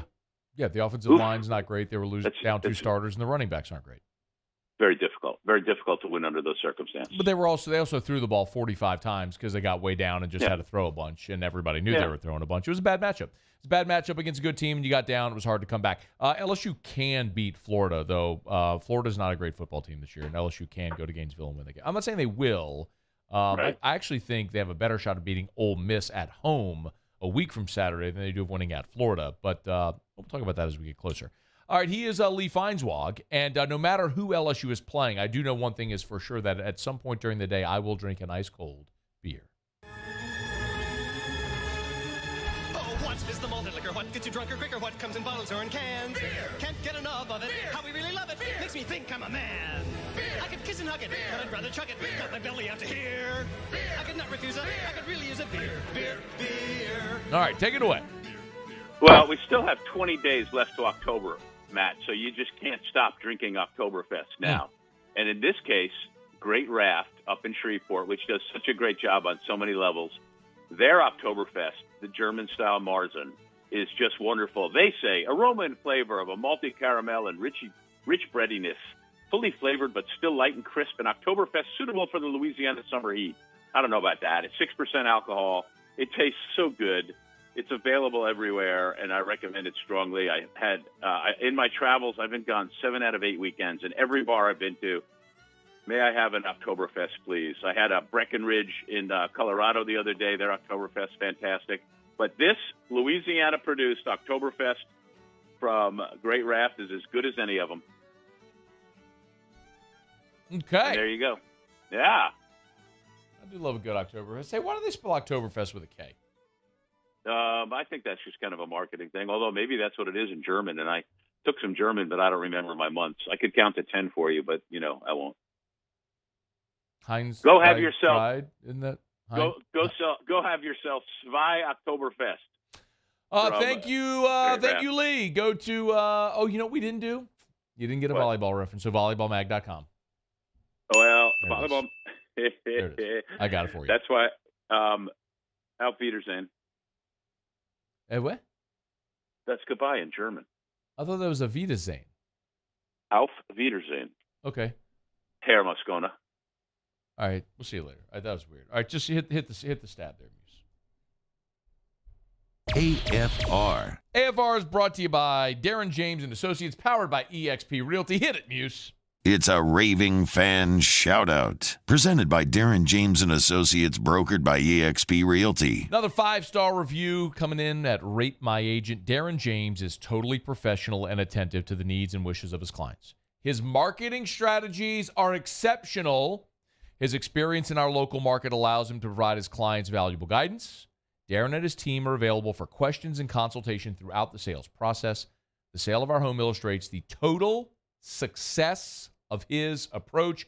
Darren James has earned our strongest recommendation. Another 5-star review. Darren James and Associates, powered by eXp Realty. Y'all, there's a reason why Darren James is on the Wall Street Journal's list of the top 1% of realtors in America. It's because not only does he outwork everyone, his strategies outperform everyone, but Darren cares about his clients.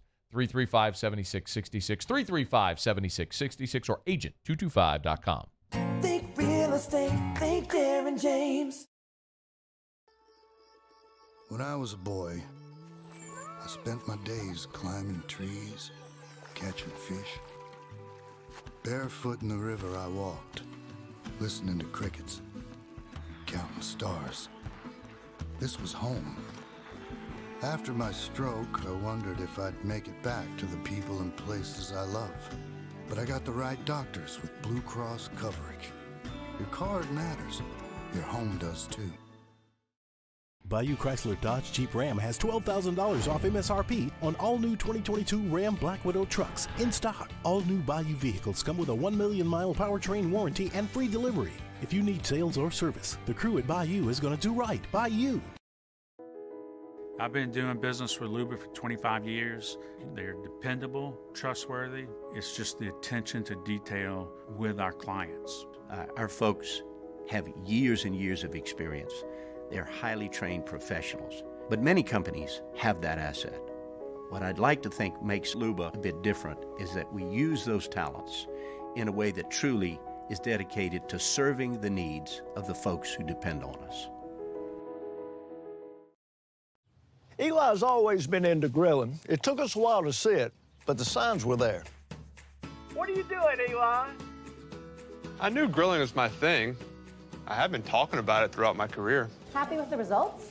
I am. Got the new grill from barbecueguys.com. It performed great.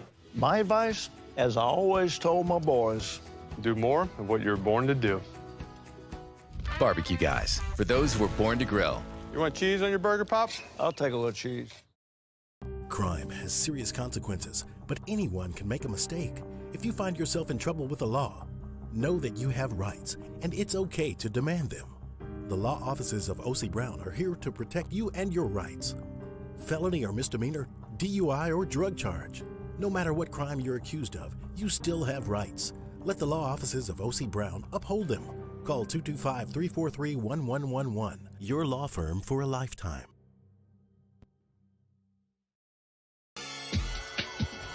This summer, meet Acura's heroes of performance.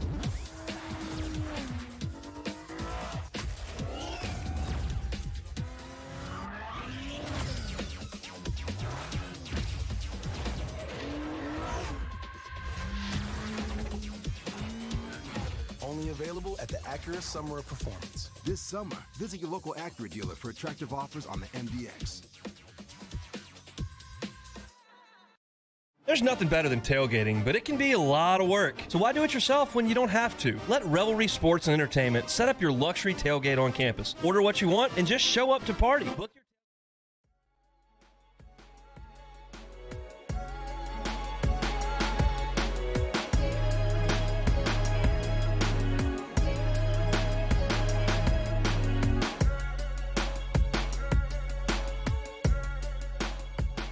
After further review with Matt Moscona, presented by Insurance Network of Louisiana, call for a free quote to see how much you can save. 293-0450. After further review with Matt Moscona, ESPN Baton Rouge, New Orleans, Alexandria. Sometimes innovation comes out of necessity, and sometimes it's unintentional. For example, prior to COVID, did you know what Zoom was? Think of it this way. Zoom has now become a verb, right? Yeah. I'm gonna Zoom you. We all know what Zoom is. Yeah. I'm gonna jump on a Zoom. Zoom. Let's see. Gosh, their revenue, July 2022, $1.1 billion. That's pretty good. Pretty good. That's something else. But nobody knew we needed Zoom. COVID necessitated it. Zoom came along, and people started Zooming. Kind of along those same lines, and I would say this is of probably equal stature and scale. Muse, I think we stumbled upon one yesterday. We stumbled upon our version of Zoom yesterday. We did? Every day, Muse gives me the audio sheet with all the audio cuts that we play on air that I have available to play. And like today, we have Dennis Allen audio, Zach Taylor's media availability, Billy Napier's Monday press conference, Brian Kelly's audio, and I have them on a sheet. Well, Muse, what did you do yesterday? Mistakenly. I want to throw that out there. I didn't check the printer settings. When I printed it out, it was front and back. It was front and back.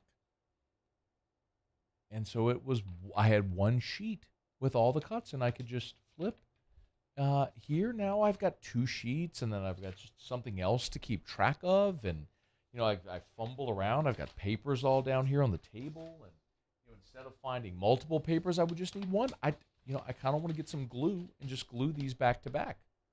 So I mean, we can go back to it. So I'll have what I had yesterday. Well, let's vote. Muse, what do you think? 1 sheet or 2? I mean, sure, 1's fine. Paulie? I personally prefer 2. Damn, Paul. You know what, Paul? It's harder for me to do the flip thing. What do you mean it's harder to do the flip thing? You literally just flip a page. You don't have, I have 2 mouse, my phone, Mice? the keyboard. Mice. I got all this stuff over here. See, that's another good question. He said I have 2 mouse. The plural of mouse, obviously, is mice, but I don't think, but what he is talking about is the computer mouse. I don't know if we pluralize computer mouse into mice. That may just be for the rodent. He may have 2 mouses. No, you can't say mouses. I think you right? do. I think you will. I think I will. I think I would. Would you? Would you? I agree. I agree. Okay. I've never really thought about it, but I mean, that sounds weird. Sounds weird. Well, look, Paul, I'll print you 2 pages, and I'll scan. I'll get you the front and back treatment there. I wonder if it's computer mouses or mice. There's a lot. They're apparently. I need to do a deeper dive in this. Apparently, I just did a quick Google search, and there's a lot of different opinions on the matter. So is it like a tomato thing? No, but see, tomato. The thing about tomato and tomato is both are grammatically correct. Either is correct. Some people, depending on where you're from or how you might pronounce it, but either is correct. Tomato, potato, potato. Both are correct. One here may be incorrect. We just don't know. There's a level of ignorance right now. People get offended by that word. That's not an offensive word. Ignorance just simply means the absence of knowledge or understanding. Like, you just don't know. You can learn. It's not calling you stupid. It's just an absence of knowledge. I'm ignorant when it comes to computer mouses or mice. I'm going with mouses, though. Oh, it just sounds so weird. It does sound weird. I don't like it. It does, but I also say mice, and I think about the rodent. Well, yeah, but wouldn't you? I mean, but when Paul says, "Hey, move the mouse," I'm not thinking, "Oh, where's the mouse? It's a rodent on the ground." But I mean, if you're not in this setting, if you're not in this setting, and you hear mouse, you think of a rodent, not a computer, right? But we are in this setting. So maybe it depends on what setting you're in. But within the context of the conversation, we know if we're talking about a computer or a rodent on the ground. If I'm in a back alley, I'm not looking for the little device to move my computer cursor. I'm looking at the rodent in the back alley, which also begs the question, why am I in a back alley? And I don't know the answer to that. That's a good one. It's a good one. It's after further review. This conversation's been brought to you by the Williamson Eye Center. I'm sure Dr. Blake Williamson is thrilled about that. Call 924-2020, 924-2020, or WilliamsonEYE.com. That's WilliamsonEYE.com. If you want to see 2020, call 924-2020, 924-2020 for the Williamson Eye Center. Eye care, eyewear, and eye surgery. They do it all at the Williamson Eye Center. You can have your family's eye exam, you can buy your glasses, or you can go for that free consultation, that free LASIK consultation to see if you're a candidate for LASIK, which could change your life like it did mine. Call 924-2020 or WilliamsonEYE.com. Hey, real quick, oh, by the way, Sean Salisbury texted me. He went to the Astros game, so we're not going to call him at Minute Maid. We'll talk to Sean Salisbury tomorrow. Brody Miller is going to join us after the top of the hour. We'll get Brody's thoughts on LSU's loss to Tennessee and how they match up against Florida this coming weekend, and some of the tidbits from Brian Kelly's press conference yesterday. So that's coming up. We'll talk some LSU in about 15 minutes. We'll circle back to the Saints in about 30 minutes from right now. Recap what Dennis Allen had to say on his Monday press conference, including the growing injury list and starting to look ahead to the Cincinnati Bengals. Muse, if you would, hit my freak jury music, and I'm going to make a prediction here. We're going to do a quick freak jury. If you're new, freak jury's easy. We open up the phones. We do not screen, but I just need a one-word answer. It's literally just yes or no. I don't need an explanation. I don't need your name. I don't need anything. I just need a yes or no. I'm going to make a prediction that for the first time in the history of this show, freak jury will be unanimous. It will be unanimous. Okay.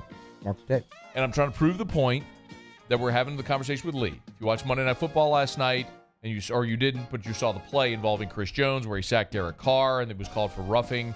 Everyone melted, and it was unanimous. And the question is, should roughing the passer be a reviewable play, yes or no? 499-1045, 499-1045, 499-1045.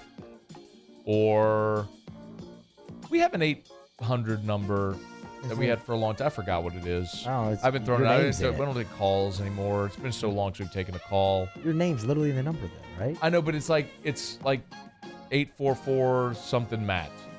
I just forgot what it was. Okay. 800. I don't know it. I mean, no, I'm not going to remember. Do you remember, Paulie? I believe it's like 568, Matt, or something like that. We have to have another number in there, right? I can't find it. Matt, Deal with it. All right. Here we go. Should roughing the passer be reviewable? Yes. All right. Should roughing the passer be reviewable? Yes. Should roughing the passer be reviewable? Yes. Should roughing the passer be viewable? Yes, sir. See, he tried to drop in a We were sir. going so strong there, too, man. There's always one that ruins it for everybody. Should roughing the passer be reviewable? Yes. Should roughing the passer be reviewable? Yes. I mean, do I need to keep going? Probably not. That's 6-0. Do we need to keep going? And then me, you, and Paulie. I mean, yes.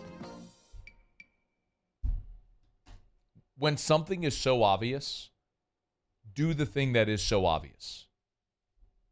All right, it's after further review. Mutual have Tigers and the Pros next.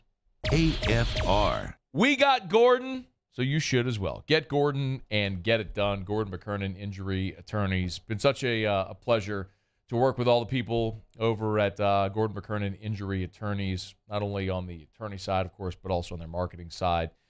Listen, you've seen Gordon everywhere because he is everywhere. He's on radio, he's on TV, he's on billboards, he's in stadiums, he's everywhere.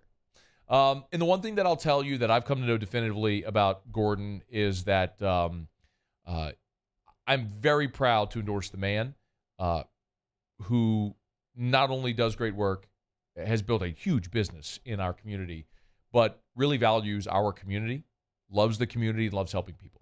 So you should get Gordon and get it done. If you're hurt, injured in an accident, and you need help, call Gordon McKernan Injury Attorneys. 888-8888. That's 888-8888 or getgordon.com. You know what to do. Get Gordon and get it done.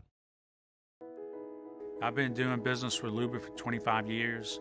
They're dependable, trustworthy. It's just the attention to detail with our clients. Our folks have years and years of experience. They're highly trained professionals, but many companies have that asset. What I'd like to think makes Luba a bit different is that we use those talents in a way that truly is dedicated to serving the needs of the folks who depend on us. Oh, hey, what's up? It's Big D and Bubba, 100.7 The Tiger Morning Show. We'd love for you to join us every weekday, 4 a.m. till 9 a.m. Yeah, everything you want in a show. Country music. We got laughs. We got celebrity in-studio guests. We just need you. Join us every weekday morning, 4 a.m. to 9 a.m., right where it all started. That's right. Louisiana's country station, 100.7 The Tiger. Bayou Ford has the new inventory to get you in a new Ford truck or SUV today, or customize your next vehicle just the way you want. All new Bayou Ford vehicles come with a 1 million mile powertrain warranty. The crew at Bayou Ford is going to do right by you. Want more customers? Running Boards Marketing can help you get their attention. Imagine your brand's message on a giant LED billboard truck that can't be skipped and is nearly impossible to ignore. Running Boards Marketing is the leader in effective and affordable advertising on digital mobile billboards, which are 2 times more effective than traditional billboards. With a 97% recall rate, you'll leave a lasting impression with your customers. Visit us online at runningboardsmarketing.com so we can drive your message to where the people are. ITI's got all these programs. Once I started and learned everything about the school, it was worth it. The challenges that ITI presented me with, it allowed me to build myself up. All because of ITI, I actually was able to get a job within 3 months before graduation in my field. Get the hands-on training you need for the job you've always wanted. With so many companies hiring right now, it's the perfect time to come to ITI Technical College. Enroll today for a better life. At All-Star Toyota, you get it all. If you're in the market for an all-new Toyota vehicle, come see our friendly and knowledgeable sales team at All-Star Toyota. Located in Baton Rouge at the corner of Airline and Goodwood, we've been serving our community since 2005 by offering a large selection of new Toyota cars, trucks, and SUVs. Get behind the wheel of your dream car and take a test drive at All-Star Toyota today.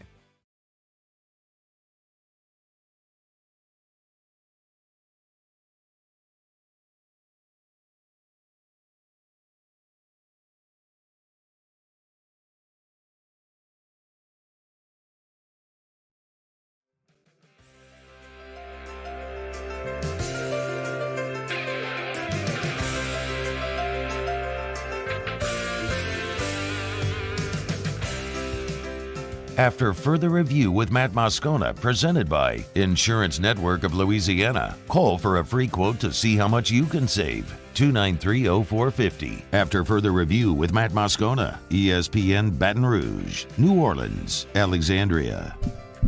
All right, we're wrapping up hour number 2. Musso has Tigers in the pros. Tigers in the pros. They still bleed purple and gold. They're just really rich now. Presented by Lee Michaels Fine Jewelry. Lee Michaels Fine Jewelry, where Baton Rouge gets engaged. All right, let's start with Monday Night Football last night. Chiefs a winner 30-29 over the Raiders. Clyde. It's so-so night for Clyde. All right, there you go. Yeah.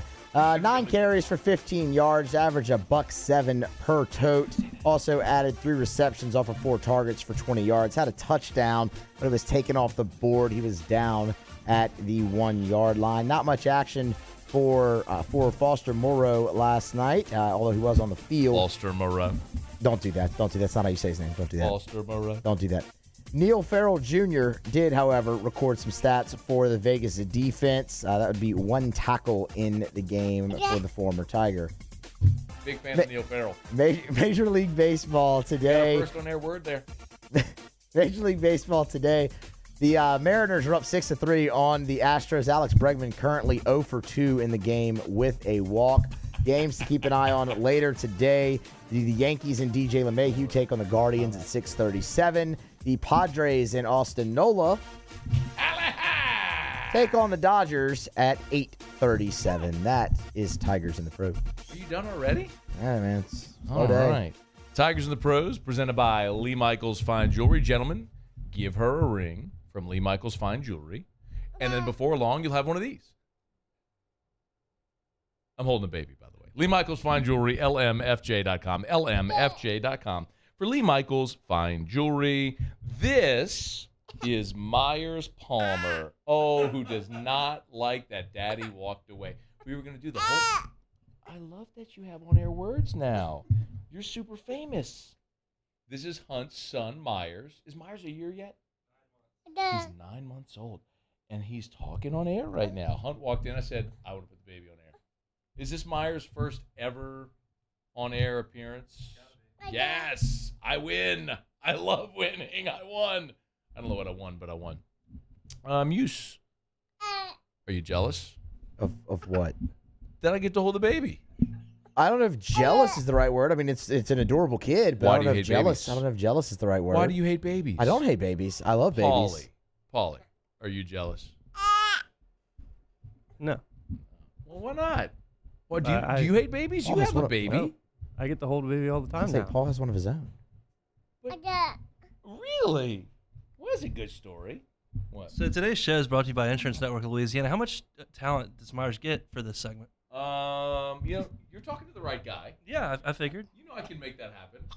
Little diapers, maybe some cough drops, whatever we need here. What's the little drops that put the I forgot to. Oh, you can have it back, sure. See, Muse, he just wants the mic, so he's a mic hog. Sound like someone else who normally sits in the chair. Maybe he goes to sit in the chair, doesn't it? Tell you what, well, it's so nice to meet you. Myers Palmer is 9 months old. This is Hunt's son, and he is having a really good time. And hey, what did you think of Daddy's prediction that LSU was going to beat Tennessee? Because there was no way he's picking against LSU on a beautiful. He picked LSU based on the weather. What do you think about that? Yeah, you got the pen to strike that from the record. I don't blame you. I'd want to do the same thing. I'd want to do the exact same thing if I was you. All right, we're going to let Myers go. We're going to go to the top of the hour. When we come back, we'll talk a little LSU with Brody Miller. Although the show I got way more likable when I started holding the baby, didn't I?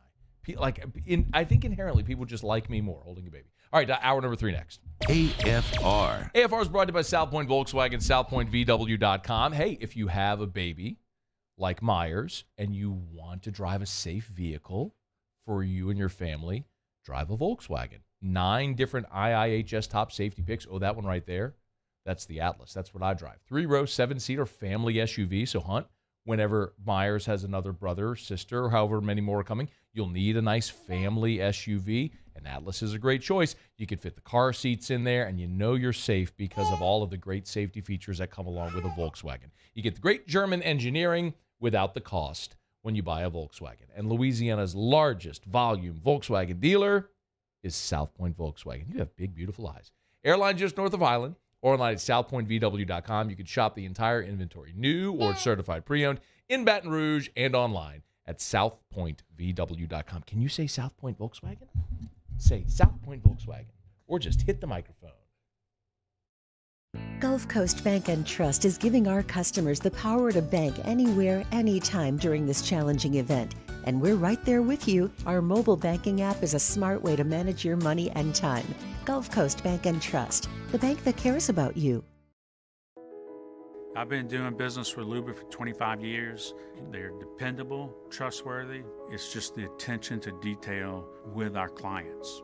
Our folks have years and years of experience. They're highly trained professionals, but many companies have that asset. What I'd like to think makes Luba a bit different is that we use those talents in a way that truly is dedicated to serving the needs of the folks who depend on us.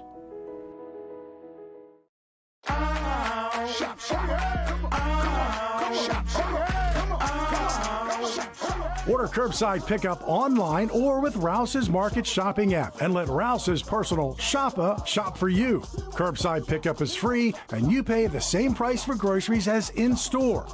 Use code SAINTS20 and save $20 on orders of $100 or more. That's curbside convenience. Shopper style. Oh, yeah! ServiceMaster Elite create clean, disinfected work environments. As a local business, we take pride in serving the New Orleans and Baton Rouge areas. Our cleaning protocols follow CDC and OSHA standards for healthcare settings, offices, senior living, restaurants, and industrial plants. Contact ServiceMaster Elite to get your operation ready for reopening with germ disinfection cleaning. ServiceMaster Elite, the trusted choice in professional cleaning since 1996. I'm Jay Ducote. I grew up learning how to cook at LSU tailgate parties and right in my own backyard. And I created JD's Louisiana products to bring that Louisiana flavor to you at home for your backyard cookout. JD's Louisiana barbecue sauce, Louisiana molasses mustard, spicy and sweet barbecue rub, and more are available at your local supermarkets or by logging on to jducote.com/shop. Put in promo code CST for 25% off at checkout. It's no secret. The best oysters in Baton Rouge are at Jolie Pearl Oyster Bar. Enjoy mouth-watering South Louisiana flavor and oysters from all over the country. And don't forget our nightly drink specials.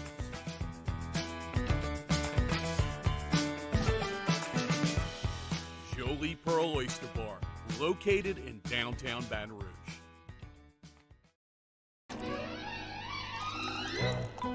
Le posso offrire un caffè? Andiamo insieme da me, non c'è. Call Mr. Electric today for electrical repairs, upgrades, and installations.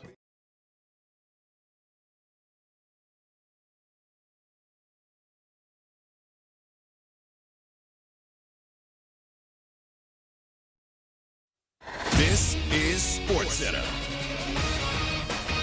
Hello there. I'm Mark Robbins. The baseball divisional playoffs are underway right now in Seattle. Bottom of the sixth, and the Mariners lead the Astros in Game 1, 6-3. All 6 runs coming against Justin Verlander. You can hear this one in every postseason baseball game right through the World Series on ESPN Radio. Earlier, Game 1 of the National League Series between the Phillies and the Braves. Philadelphia able to build a big lead at Atlanta. And Segura, who missed a considerable amount of time, when he came back, again, the Phillies offense in much better shape. He lines a shot right back up the middle. That's into the outfield. Harris will throw home. Here's the play. Safe at the plate. Castellanos slapped the home plate with his left hand just ahead of the tag. And an RBI for Segura. 4-1 Philadelphia. Carl Ravitch with a call on ESPN Radio. Phillies hang on 7-6 for the victory as they beat the Braves in Game 1. Remember, every game of the baseball postseason right here on ESPN Radio, and it's NHL opening night. Rangers host Toronto. ESPN Radio is presented by Progressive Insurance. Progressive makes bundling easy and affordable. Get a multi-policy discount by combining your motorcycle, RV, boat, ATV, and more. All your protection in one place. Bundle and save at Progressive.com. Matt Moscona. I'm very important. After further review. Say it one more time. After further review with Matt Moscona. And here we go. ESPN Baton Rouge, New Orleans, Alexandria. Live from the Mercedes-Benz of Baton Rouge studios. That's right.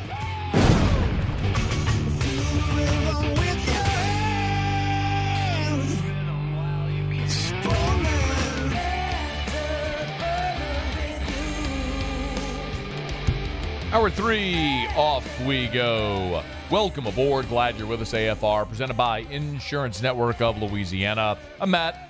This is Shaq O'Neal, and I hate Matt. Paul O'Neal. They're chanting Paul O'Neal's name. Mayuso.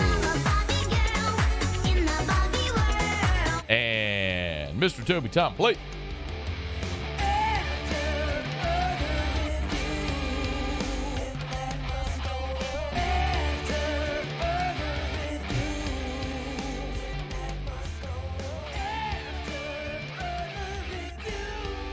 All right, we're here. Glad you are as well. Get out there, make it a good one. We might be drawing near a conclusion to the irregular plural of computer mouses or computer mice.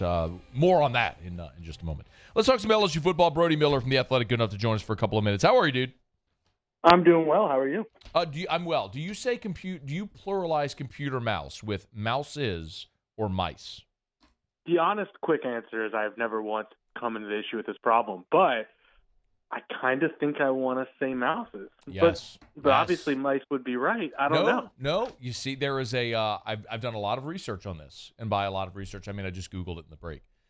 There is a linguist who did a study on this, and his feeling is that mice would only be the plural referring to the rodent, and mouses is what largely wins out when people are asked. That works for me. Yeah. So Muso just continues to exist on this little island where he wants to call a computer device a rodent. With that weirdo. All right, Brody. I'm curious. After LSU took the loss to Tennessee on Saturday, and there were a lot of questions that people had, and Brian Kelly stood up there and answered everything on Monday as he normally does. Was there any answer to a question, an issue that has been commonly asked that struck you? That struck you, good or bad? Good question. I'd say just the general way he's talked through losses, but especially this loss, there's just a lot of, and this isn't good or bad really, it's just understanding this is where they are, and none of this is shocking, nor it's not good, it's not bad, it's just this is where they are. I think that was kind of a theme of Monday and even post-game Saturday. You'll notice with Brian Kelly every single game, he's not the most reactionary. He's not really. He understood, I think, and in the sense I'm getting is that this year is going to have some ups and downs, and there's stuff they're figuring out. And sure, the buzzword Monday was like, this is a process. We're halfway through the process, blah, blah, blah.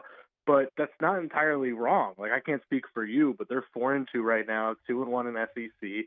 and my opinion hasn't drastically shifted from what I thought before the year. It's like this is going to be a team that has some really bad games, and it's going to be a team that steps up and wins some really good games, and it's who they are. So I think that's just kind of my general takeaway, but I'm curious what jumped out to you. The only thing that's different is I thought they would beat Florida State. Everything else has happened, I think, as I thought it would. I thought they would split Me October. too, but I thought they'd lose to State, so it's kind of balanced out for me. I didn't think they would lose to Mississippi State. I thought they would start the season 4-0, and then I thought they would split October, go 2-2, win one at home, one on the road, which would hold if they lose to Florida and then beat Ole Miss, which I think is certainly plausible. Lose to Bama, beat UAB, and see if you can split against A&M and Arkansas. I mean, I think that's kind of what I thought would happen. But here at the halfway point of the season, is there an area where this team is better than you thought they'd be and an area where they're worse than you thought they'd be? I keep saying, no one likes that. I think it's tough because it's changing. I think it's week to endearing. week. So I think it's endearing, so continue with the hmms. Thank you. Well, it's like it's changing week to week. Like I'd say going into Saturday, the O-line was playing better than I thought they would. I was generally impressed. And then I'm not going to judge them too hard by Saturday when both Campbell and Dellinger are out. But, that was a huge hit for the O-line. So I don't want to, overreact to that. Or through much of the year, I'm like, man, secondaries looked a lot better than I thought they'd be.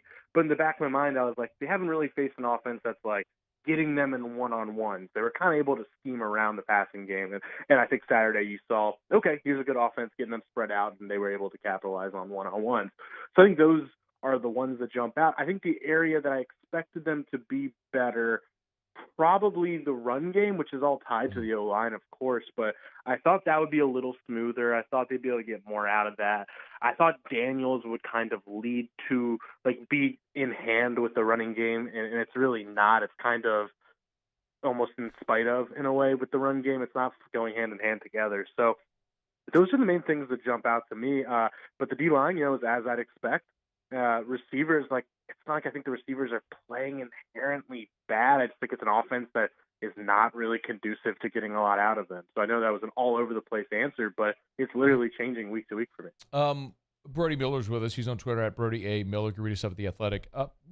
Let's assume – by the way, I don't know if you do. Do you have an update on Will Campbell?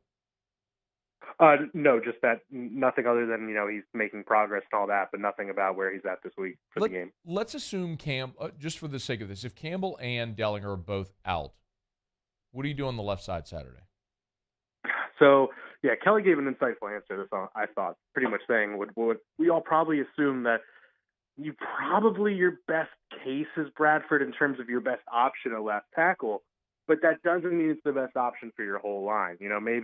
Maybe it's better to have a slightly worse left tackle, whether that's, I don't know, Marcus Dumervil, or whether that is Cam Wire after a really tough opening, which would be tough to do, because maybe Bradford being at guard is a bigger upgrade than what you might be getting at left tackle. I think it's tough because I think I like Xavier Hill more than I like the other options at left, at guard, more than I'd like the other options at tackle. So I think for me, I'd probably still go Anthony Bradford left tackle and go Xavier Hill at the guard spot. But I'm not confident in that because we've never really gotten to see, say, a Dumervil. We've just never really got to see him play. I'd be lying if I had a firm opinion on it. And Cam Wire, it's like he's experienced, but, I mean, it's hard to erase how bad Saturday was in that sense. And Florida's got some bodies that can challenge him just as much. So I think I go Bradford left tackle. Hey, Cam Wire started at left tackle, and then they moved Bradford to left tackle next to Xavier Hill. I mean, that was an in-game shuffle. Brody, I don't ever like to just point the finger and criticize a guy, but Cam Wire has been around a long time, and he got beaten out by a couple of freshmen this year, and there's a reason. I mean, he's played in a lot of games, but there's a reason he got beaten out by freshmen. There are guys that are better. Yeah, there are guys that are better. And, he's just a guy who, one, he's had injury problems his whole career. I think he's just lost a lot of mobility, things like that. At the end of the day, you have enough data points to just kind of say, hey, guys, he hasn't been a very good SEC tackle, and just kind of is what it is. Hey, how do you feel about the matchup against Florida? I kind of like it for the most part. My deep gut feels like LSU wins this game. Just from, one, I think they can probably do a good job, and I trust Matt House also, to not focus, but, make them play a little left-handed, take away the run game as much as you can. I think when this team focuses on stopping the run, they're pretty good on stopping the run. It's when they do other things that you might see them kind of get a little less gap sound, all that. So I think if they can focus that and basically, I'm not saying, hey, let Anthony Richardson beat you because he's a super talent, but more put it in his hands. I think that's probably why I like them matchup-wise. And, yeah, just don't think of Florida as an overly deep, overly talented team. So I think this does set up for and this is where I'm getting really overly simplistic, but like it does kind of set up well for a Jane Daniels make stuff happen kind of game because Florida's going to be able to stop the run, but I'm not sure about them against that. Is there a way to fix special teams this year? I think what I'm struggling with that even more is just like I want somebody to explain to me why it's gotten this bad, if that makes sense. Like, it's been steady for 5 years, and I know that they lost a lot of their big pieces, punter, kicker, all that, kickoff.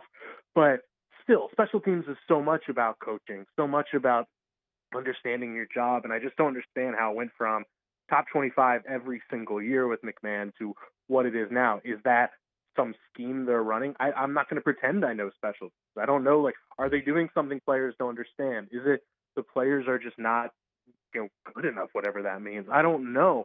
So I don't know how you fix it. I mean, Kelly's talked a lot about simplifying, but that's also a thing every coach says just to say, we're trying to fix it. My answer to your question is probably not, just because we have 6 games now of sample size to say, this is what it is.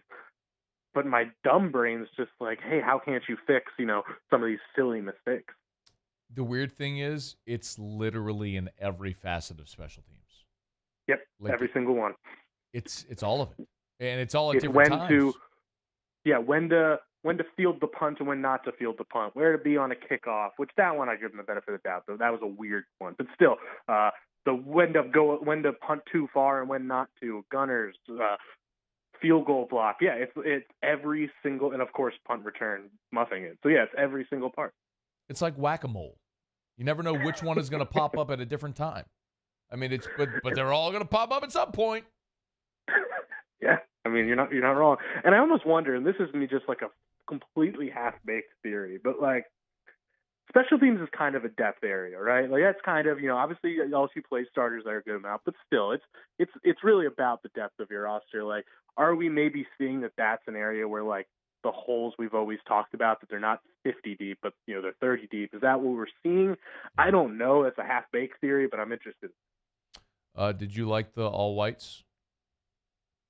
The what? The all-white uniforms. Oh, the all-white.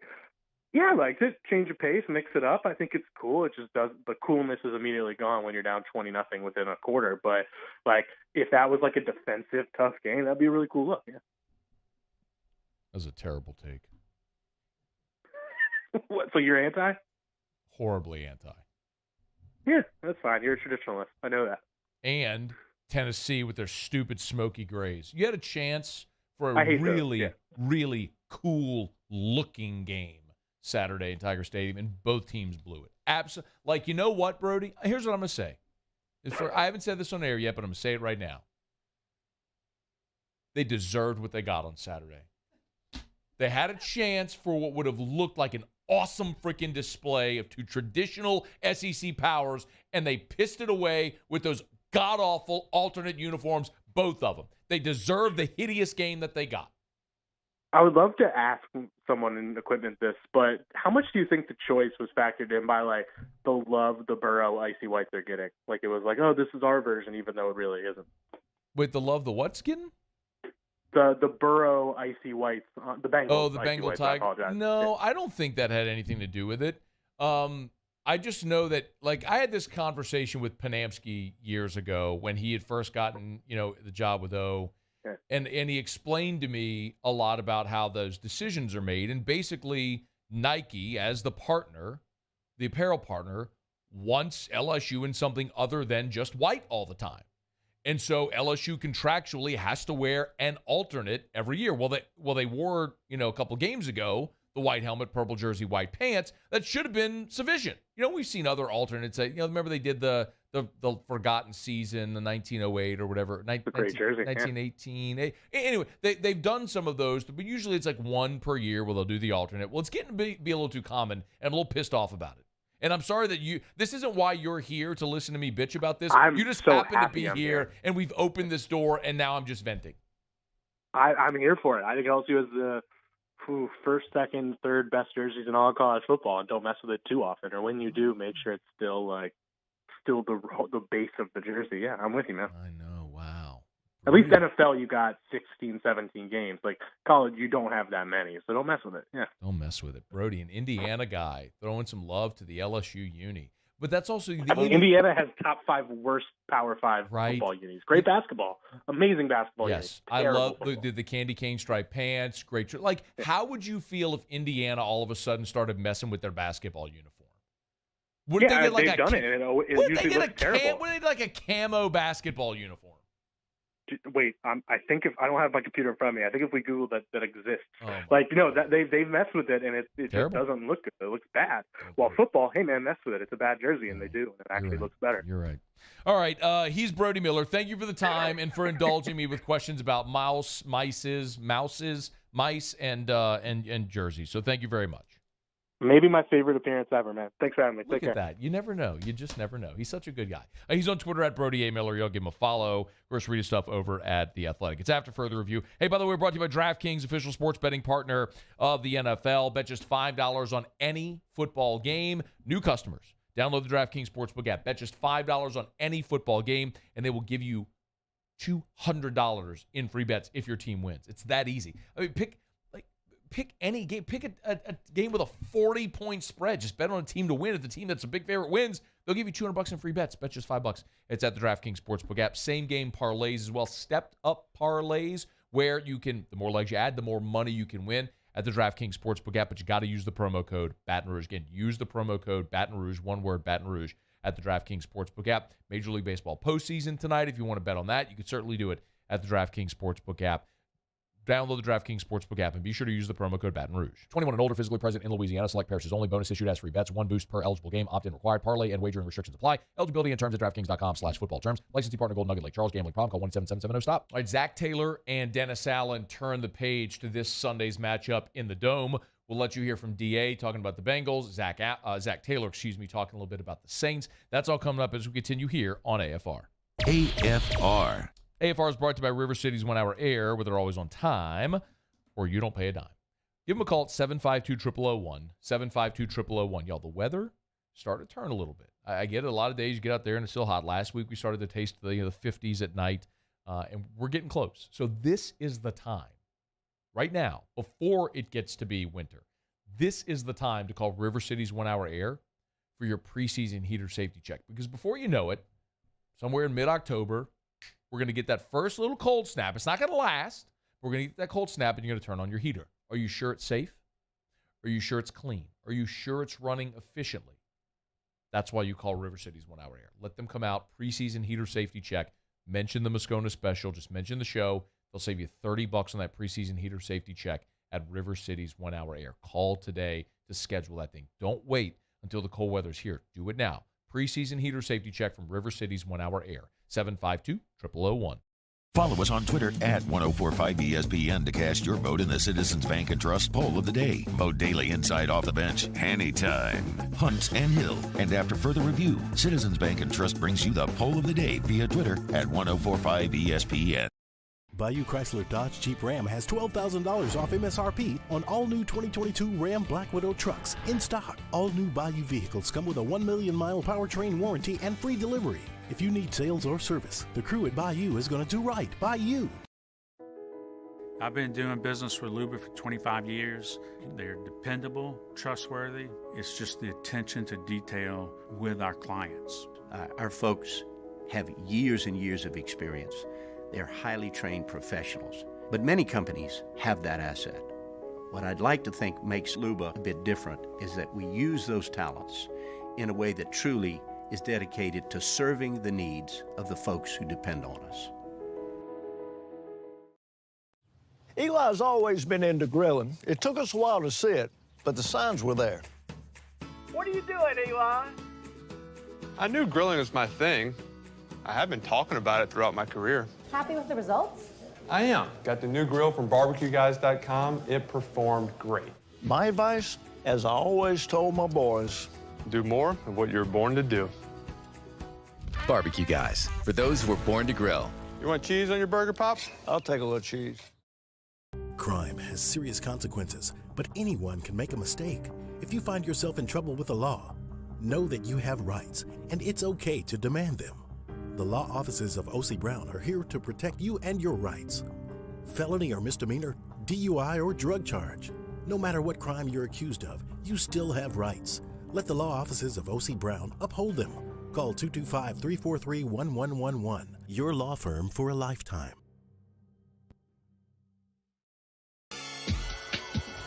This summer, meet Acura's heroes of performance.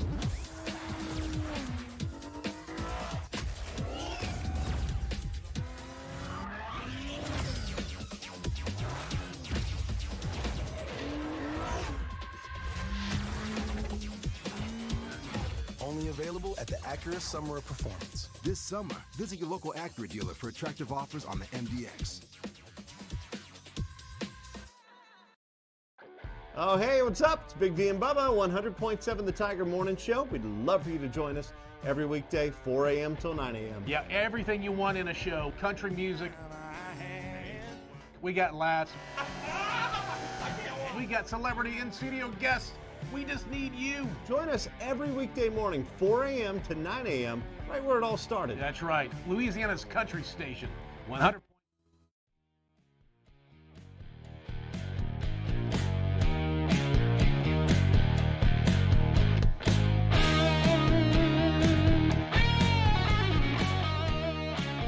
After further review with Matt Moscona, presented by Insurance Network of Louisiana. Call for a free quote to see how much you can save. 293-0450. After further review with Matt Moscona, ESPN Baton Rouge, New Orleans, Alexandria. I know what those players mean to LSU fans, and certainly they're great players, and they have a special place in Louisiana sports history in that they brought a national championship to LSU. But we're on to the NFL now, and they're part of the enemy, and our team's focus has got to be on how we beat those guys, and hopefully our crowd will be into cheering on the Saints. Do you know how disconcerting it is that the head coach of the New Orleans Saints has to stand at a press conference on Monday and answer questions about whether his home crowd is actually going to be an advantage or if they're going to be partial to the opponent? Months ago, when we learned the Saints were going to play a game in London, it was initially reported that the Saints were going to play the Bengals. And I told you then I was thrilled with that decision because of what I fear is going to happen on Sunday in the Dome. If the Saints-Bengals were in London, that's essentially a neutral site for both teams either way. Yes, it was a Saints home game, but in London it didn't matter. That game, Sunday, being in the Superdome, I know what's going to happen. I know what's going to happen. You will have legions of LSU fans in their Burrow and Chase jerseys going into the Dome and cheering for the Bengals. And it is going to limit, if not altogether neutralize, what is one of the best home field advantages in the NFL. And I hate it. I'm going to be disgusted by it. I want only good things for Joe Burrow and Jamar Chase, but I am not a Cincinnati Bengals fan. I've never been and never will be. I'm a New Orleans Saints fan and have been since literally the day I was born. I was indoctrinated into it for my entire life, and there was no misgivings at all about my allegiance in this ballgame. I do not. I hope that the New Orleans Saints beat the Bengals 100-0.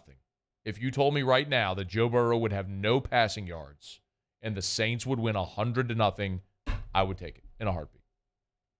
And I just know that's not how everybody feels.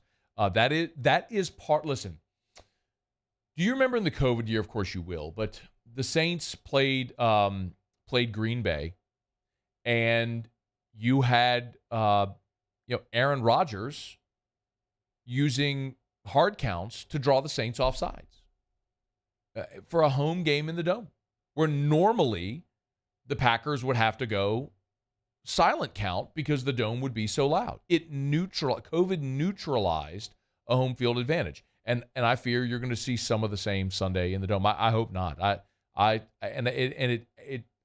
There was a stretch in the NFL when Breeze and Peyton were going so good where the Saints were nearly unbeatable in that building. That has been tempered here in the last several years.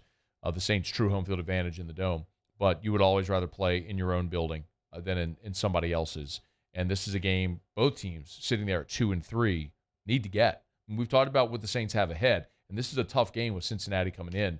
But after this, you have a short week. You're on the road Thursday Night Football in Arizona. And I get it. Arizona hasn't been great. But Arizona was a boneheaded lack of judgment away against Philadelphia on Sunday and a missed 43-yard field goal from potentially beating the only undefeated team in the NFL. I mean, Kyler Murray slides a yard short, doesn't realize it's third down, spikes the ball, instead of going for what could have been a game-winning touchdown with enough time on the clock.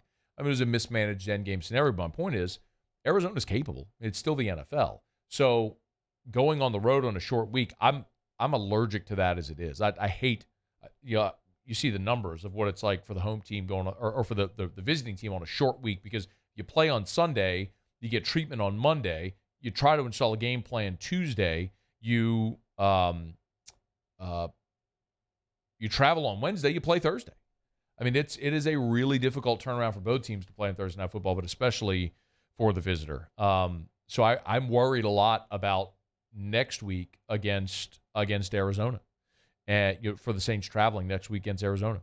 And this line right now is Cincinnati's a 1.5 favorite, and it's potentially a nail biter. And I would love to see the Saints find a way to snag this one against Cincinnati, which is one before the season when we all took our Sharpies out and wrote W's and L's next to all 17 games. This is one where I wrote an L before the season. I would love to see them turn this one around.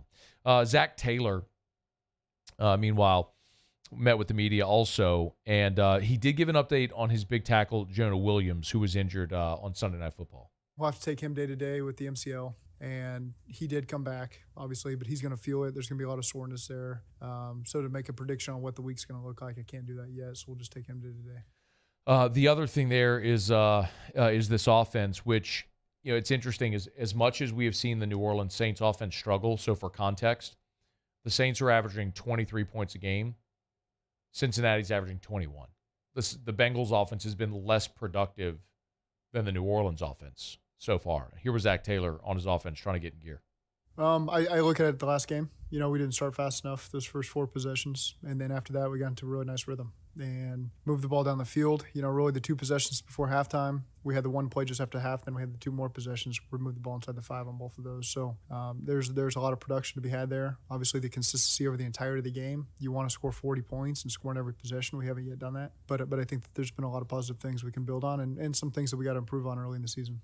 So the onus, I really think, in this game for the Saints, as much as we're going to talk about the Saints offense, and rightfully so, because of the injury to Jameis and Andy Dalton playing and the big day that Taysom had and all the injuries to the receivers, I understand why so much of our focus is going to be on that offense for New Orleans. Really, the key in this game is going to be defensively reestablishing themselves. The Saints weren't consistently bad against Seattle. They just allowed too many chunk plays. And Cincinnati is capable with Jamar Chase and with Higgins and Boyd and with Joe Mixon. There's enough talent there to hit the big chunk plays. The Saints certainly have to limit that. But you look at Cincinnati, they scored 20 in an overtime loss to Pittsburgh. They scored just 17 on the road in Dallas. We know Dallas is a really good defense. Their 2 wins against the Jets and the Dolphins, they scored 27 in each of those. And then they lost on Sunday night at Baltimore, scoring just 17 points. So, they scored 17 on the road in Dallas. They scored 27 on the road at the Jets and 17 on the road at Baltimore. The Saints need to replicate those defensive performances and limit this Cincinnati offense Sunday at noon in the Dome. All right, it's after further review. Brought to you by Mold Zero USA, mold-0usa.com, mold-0usa.com for Mold Zero. Again, if you have mold or odors in your house, easy way to knock it out. Listen, you don't have to go cutting sheetrock. You don't have to call a company to come do a bunch of demo work. No. Just call Mold Zero. Jim's an awesome guy. Vouch for him. He's a veteran. One of the most interesting guys you'll ever want to talk to. He's been a massive part of rebuilding areas after disaster post 9/11 in New York City, after the BP oil spill on the Gulf Coast. This is his lane. He knows this space, and he'll make sure that when he's in your home, he'll treat it like his. Mold-0USA.com. It's a non-toxic, patented dry fog spray. You only have to be out of your home while the fog dissipates. So, again, they'll spray this dry fog. It'll get into every nook and cranny. You have to wait about 45 minutes for it to dwell, so to make sure that the mold, when it spores, doesn't survive. It kills all of it. And then you just wait for the fog to dissipate. It takes about 2 hours. And then you're back in your home like nothing ever happened. You're in a fresh-smelling home that is completely free of mold and other pathogens. Mold-0USA.com. Home, office, workplace, all there for you. Mold-0USA.com. All right, y'all. It is after further review. Lots still I want to get to here. Remember, Jimmy is actually... So Sean Salisbury is normally with us right here. Sean texted me in hour number 1 of the show and said, hey, man, I'm actually at Minute Maid at the Astros game. Can we bump it to tomorrow? I'm like, no worries. I get it. Respect. Go enjoy the game. Jimmy is also at Minute Maid. I guess everybody's at Minute Maid today except us. You got an update on that game, by the way? We don't have it on TV in here. 7-3 Seattle. 7-3 Seattle. 8th inning top.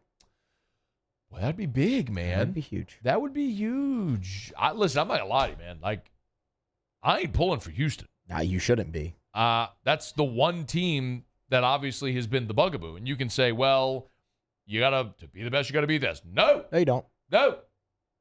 I'm good not playing them. 100 years from now, they're not going to say, well, who did you beat? No. Nope. Got the trophy in the case. Mm-hmm. That's what matters. 100 years ago when A&M won something, we know who they beat. Who? Nope. Exactly. Yeah, who? Exactly. Don't know. Doesn't matter. But they got a 100-year-old trophy in the case. Maybe 100 years from now, they might win another one. Yeah, probably not. Probably not. You're right. All right, it's after further review. Anything else from Brian Kelly I wanted to get to here, or Dennis Allen? Well, yeah, you know what? We're late. Real quick, though, let's play this one, Muse. It's play Allen number 5. This is Dennis Allen talking about evaluating Jameis against Dalton once Jameis is healthy. The evaluation of Jameis is probably kind of an incomplete evaluation based on the fact that he was dealing with some injury issues, and he's getting better. I do like what Andy's been able to do since he's been in there. I think he's, again, I keep using the word efficient. I mean, I think he's been, efficient in terms of operating the offense. So he's doing the things that he was brought here to do, and that was, when called upon, be able to go in and execute and give us a chance to win. And I think there's been 2 games that we've had an opportunity to win, and I think he's been a part of that. Short answer is, your long-term answer isn't Andy Dalton. You need to find out if Jameis Winston is. So when he's ready, you got to find out that answer. All right, it is after further review. Glad to have you aboard with us here. Let me knock out a quick break. We will give you Otter's pick, so Otter's lock coming up in about 15 minutes. Glad you're here at AFR. AFR. ITI's got all these programs. Once I started and learned everything about the school, it was worth it. The challenges that ITI presented me with, it allowed me to build myself up. All because of ITI, I actually was able to get a job within 3 months before graduation in my field. Get the hands-on training you need for the job you've always wanted. With so many companies hiring right now, it's the perfect time to come to ITI Technical College. Enroll today for a better life. There it is, the extra mile, on the border of expected and extraordinary, for those willing to go further, like vans customized for work or play, with safety and tech to keep you connected, supported by a 5-star sales, service, and finance team, and backed by the 1-star you know. So go the extra mile. It's never crowded, because so few have what it takes to go there. Mercedes-Benz Vans.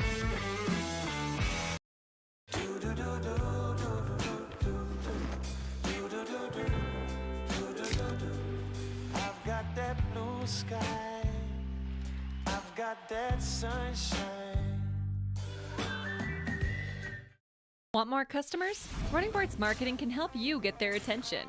Imagine your brand's message on a giant LED billboard truck that can't be skipped and is nearly impossible to ignore.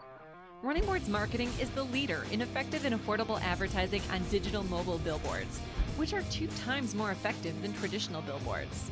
With a 97% recall rate, you'll leave a lasting impression with your customers. Visit us online at runningboardsmarketing.com so we can drive your message to where the people are.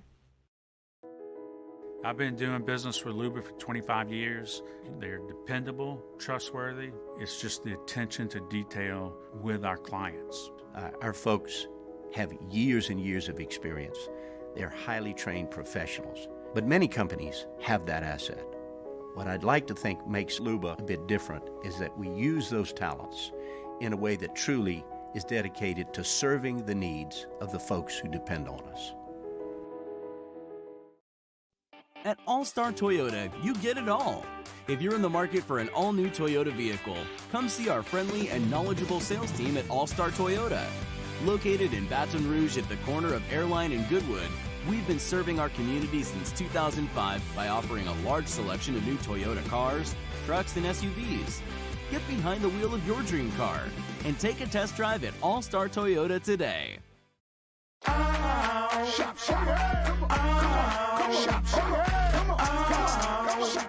Order curbside pickup online or with Rouse's Market Shopping app and let Rouse's personal shopper shop for you. Curbside pickup is free and you pay the same price for groceries as in-store. Use code SAINTS20 and save $20 on orders of $100 or more. That's curbside convenience. Shopper style. Oh, yeah! ServiceMaster Elite create clean, disinfected work environments. As a local business, we take pride in serving the New Orleans and Baton Rouge areas.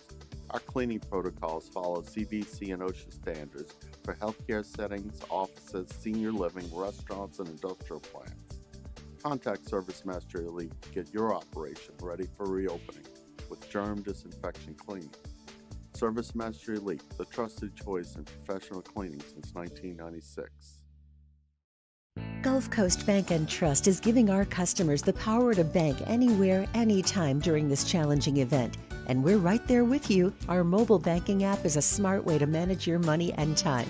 Gulf Coast Bank and Trust, the bank that cares about you.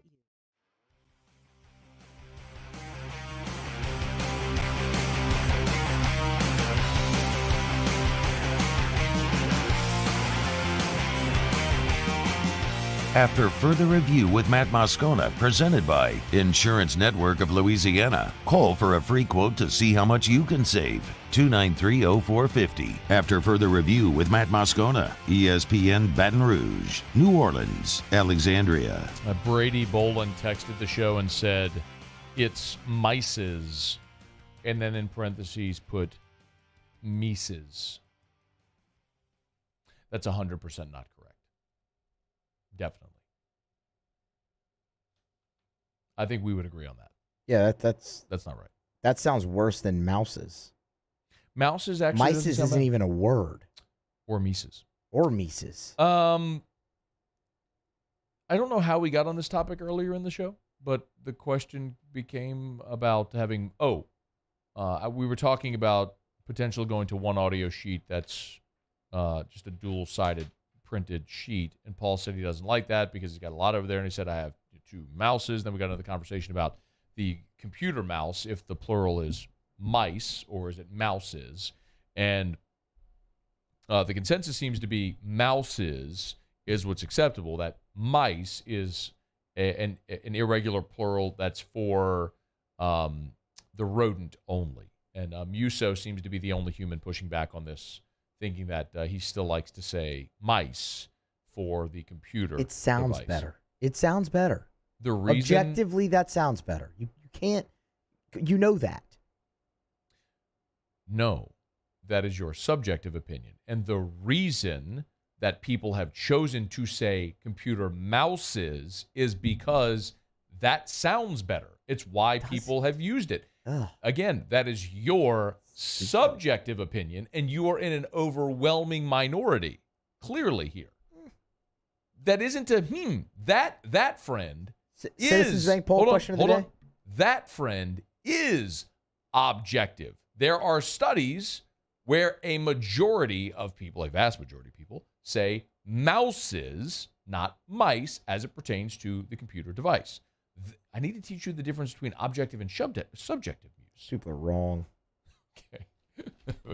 That is a 6 on the Enneagram, is who that is right there. Yeah. Just bang your head against the wall. All right, it's After Further Review. We're glad you're with us. Brought to you by HUDCO Roofing, HUDCOroofing.com. Do business with someone you know. I actually had a commercial building company today request a quote on a big job up in Natchitoches. I tell you all the time, commercial or residential, we're thrilled to help you at HUDCO Roofing, HUDCOroofing.com. Do business with someone you know. A lot going on. The HUDCO Hometown Heroes program. For every job we do, we'll take a portion of our net and allow the homeowner to request us do an NIL deal with an athlete, any school, any sport of your choice. Learn more about the HUDCO Hometown Heroes program at HUDCOroofing.com. And, of course, if you went through Hurricane Ida last year and did not file a claim, remember, you have 2 years from the date of the storm to file an insurance claim. There's a reason you have homeowners insurance. So don't let that opportunity go by. You may have damage that you can't spot from the ground. Let us come give you a free, no-obligation roofing inspection. Go to the website, HUDCOroofing.com. Right there on the homepage, you'll see the form. It'll take you literally less than 30 seconds to fill it out. And we'll be in touch with you to schedule that roof inspection at HUDCO Roofing. HUDCOroofing.com. Do business with someone you know. HUDCO Roofing, HUDCOroofing.com. Muse, hit me up with a poll update if you would. Sure, we can do that. So, new favorite for the college football playoff is Ohio State at plus 200. We decided who wins the college football playoff national championship. Bama, Georgia, or Ohio State versus the field. Bama, Georgia, or Ohio State, 92.9% of the vote. That's overwhelming. I'm not surprised, though. But would you agree? What's 77%. 77%. I had to refresh. Okay. That 77% is still an overwhelming number. Doesn't that speak to the lack of parity in college football? Like, this is why I have argued for an expanded playoff, which we're going to get. And I know the counter argument is whenever you see Oregon, Georgia in the opener, and Georgia wins, and it's such a one-sided game, the thought is, well, why would you want to expand a playoff? Look, we already know who the best teams are.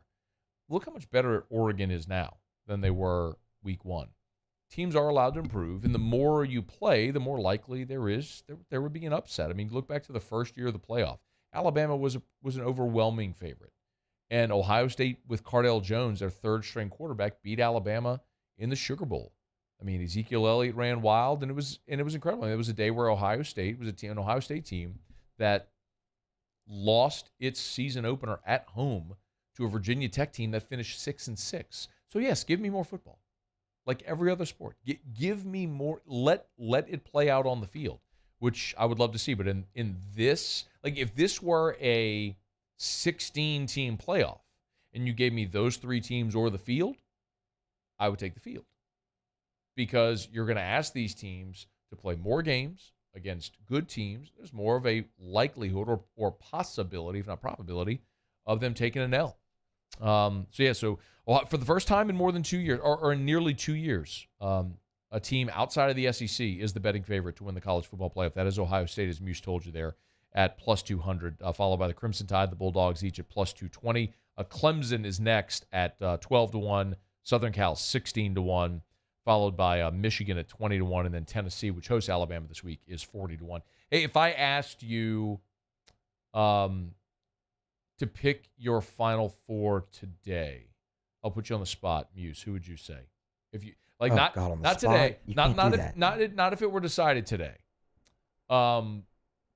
If I said today, you have to predict who is going to be in the Final Four in December.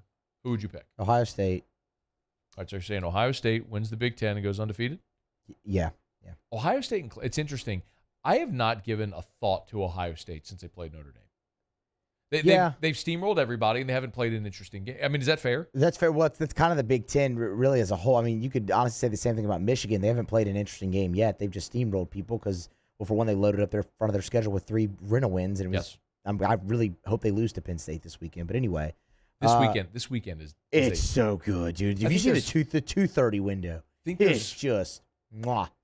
I think there's 5 top 10 matchups Something. this week. It's at 2:30 you have obviously Bama, Tennessee, and then TCU, Oklahoma State, and then there's one more. Oh, it's 5 undefeated matchups is what it is. It's the most in the history of college football that you've had this many undefeated matchups this late in the season. NC State, Syracuse is also a 10. It's the undefeated one. Ohio State. It doesn't matter. Yeah. So Ohio State beat Notre Dame, then they beat Arkansas State, Toledo, Wisconsin, who obviously isn't very good, Rutgers, and then Michigan State this past weekend. They'll play Iowa. They have a bye this weekend. Then they play Iowa on the 22nd. And then they go at Penn State, at Northwestern, home against Indiana, at Maryland, a whole bunch of snooze fests, and then Michigan. So I think we would all agree, like if Ohio State beats Michigan, they're in. It basically comes down to that. All right, so you pick Ohio State. Who else? Clemson, probably. I think if they win the ACC, they get there. I think the ACC's been strong enough this year to do that. And then it really just depends on if you think Bama and Georgia both get in. If they match up in the SEC championship game, both undefeated, they probably get in. They probably both get in. The question is, do you think? So Georgia's not going to lose before the SEC championship. I agree with that. So Georgia can lose the SEC championship game and still get in unless there are 3 unbeatens, which I'm not sure is going to happen. You may have Clemson and Ohio State unbeaten. I have gone on a limb and said that I think someone from the Pac-12 is going to get in. I don't know how strongly I believe that, but I look at those schedules and I think unless if there's just a big brain fart, that USC and UCLA should be undefeated when they play. But see, I think you have a really strong case for somebody out of the Big 12 to run the table as well, whether it's TCU or Oklahoma State. Those teams just aren't that good. And that's the problem. If they're undefeated and have a comparable schedule to the Pac-12. I understand that. My point is they're not going to be undefeated because when you're not that good, eventually you're going to stub your toe. I think UCLA is that good of a veteran team. I think USC, with that coach and that quarterback, can do it against that schedule. I think that's why it's more of a likelihood there. I agree with you on Ohio State. I hate to go all chalk. Right, exactly. That's but I think Georgia is the obvious one because Georgia's going to win out. Yes. Georgia's going to win out. So Georgia, even if they lose to Bama in the SEC championship game, is in. The question is, if Georgia and Bama play, if Georgia beats Bama, would Bama be out with a second loss if Bama loses along the way, which I think Bama may lose this weekend. I think Bama may lose to Tennessee. I'm teetering on picking that. If Bryce Young were super healthy, I may have no problem, but it feels like they're rushing him back with a pretty serious injury to his throwing shoulder, and that's going to limit him. And if Jalen Milroe has to play in that game with the way Tennessee pressures quarterbacks, you're asking for it. That's a disaster. So look at what Quinn Ewers did against Alabama's pass defense. So I think Hendon Hooker could do the same thing. I'm kind of convincing myself why I like Tennessee in this matchup on Saturday. The line went from 16.5 to 7.5 already. Well, now they're higher. Tennessee's very public. Mind you, they are, but I also think that's a big deal because of Young's shoulder. Is a big. Look at what happened last week with Kentucky. What was that line initially? It was like. I'm sorry. It was the Arkansas Mississippi State game. It was 2.5, I think, State. And it went to 9. Yeah. Ohio State, Georgia. I would agree on Clemson. I think Clemson's in the clear at this point. They got to beat Florida State, but and they have to win at Notre Dame as well. It's going to be a night game, but I think they will. Notre Dame's playing a little bit better, man. They're playing better. Ohio State, Georgia, Clemson, and I'm just gonna say Pac-12 is what I'm gonna say. I'm just gonna say Pac-12. I'm going to say Bama gets left out, which would surprise me because that was one of my big takeaways from media days was Bama was going to wreck everybody. But there's too much tripwire along the rest of the way with this week at Tennessee. They've got to play Ole Miss. They have to come to Baton Rouge. They still got the Iron Bowl, potential SEC championship game. Maybe they dodged their one big bullet this last weekend against A&M, but there have been too many flaws there to think they go through unscathed. All right, it's after further review. We'll wrap up our Tuesday edition of AFR next. Stay here. AFR. AFR is brought to you by Rouse's, the official supermarket of the New Orleans Saints. Rouse's.com. Rouse's.com. You can check them out online or download the Rouse's app. We love our partnership with Rouse's, not just here at AFR, but our whole station. Of course, Eagle 98.1 game day, every LSU game day, live from Rouse's on Burbank. Get on by, see Hanny and Muse before every LSU game. And, of course, right here We love telling you about Rouse's every day. Hey, look, it's 5:50. Maybe you're knocking off work, driving home. You know you're going to pass a Rouse's. Why heat up leftovers? Why start cooking something when you get home? Let Rouse's take care of it. Just walk into any Rouse's location and turn left. Go to the butcher. Go to their seafood market, the hot and boiled kiosk. Grab and go some boiled shrimp. Make a plate for the whole family. Whatever it is, they've got you. It's at Rouse's. Whatever your flavor tonight, they've got you covered.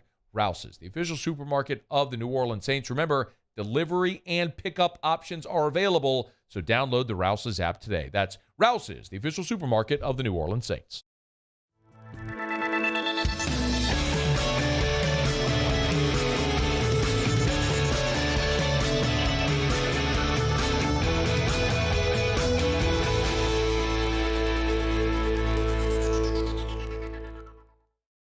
Follow us on Twitter at 1045ESPN to cast your vote in the Citizens Bank and Trust poll of the day. Vote daily inside Off the Bench, anytime. Hunt and Hill. And after further review, Citizens Bank and Trust brings you the poll of the day via Twitter at 1045ESPN. Before we begin any electrical work here, we perform a home safety check that begins at your electrical panel to make sure that you and your family are safe. For all your upgrades, installations, and repairs, call Mr. Electric. Bayou Chrysler Dodge Jeep Ram has $12,000 off MSRP on all new 2022 Ram Black Widow trucks in stock. All new Bayou vehicles come with a 1 million mile powertrain warranty and free delivery. If you need sales or service, the crew at Bayou is going to do right by you. ITI's got all these programs. Once I started and learned everything about the school, it was worth it. The challenges that ITI presented me with, it allowed me to build myself up. All because of ITI, I actually was able to get a job within 3 months before graduation in my field. Get the hands-on training you need for the job you've always wanted. With so many companies hiring right now, it's the perfect time to come to ITI Technical College. Enroll today for a better life. I'm Jay Ducote. I grew up learning how to cook at LSU tailgate parties and right in my own backyard. And I created JD's Louisiana products to bring that Louisiana flavor to you at home for your backyard cookout. JD's Louisiana barbecue sauce, Louisiana molasses mustard, spicy and sweet barbecue rub, and more are available at your local supermarkets or by logging on to jducote.com/shop. Put in promo code CST for 25% off at checkout. It's no secret. The best oysters in Baton Rouge are at Jolie Pearl Oyster Bar. Enjoy mouth-watering South Louisiana flavor and oysters from all over the country. And don't forget our nightly drink specials.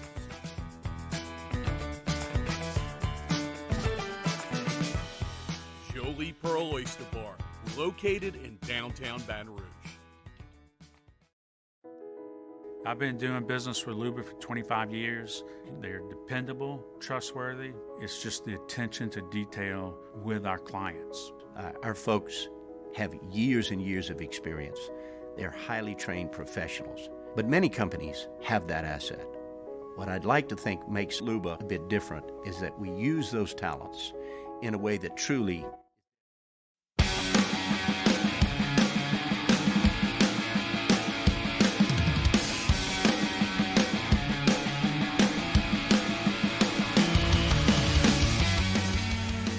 After further review with Matt Moscona, presented by Insurance Network of Louisiana. Call for a free quote to see how much you can save. 293-0450. After further review with Matt Moscona, ESPN Baton Rouge, New Orleans, Alexandria. Down the stretch, we come final segment here on a Tuesday edition of AFR, presented by Insurance Network of Louisiana. I always love telling you about Michele Weighing and Measurement. Michele.com, Michele.com.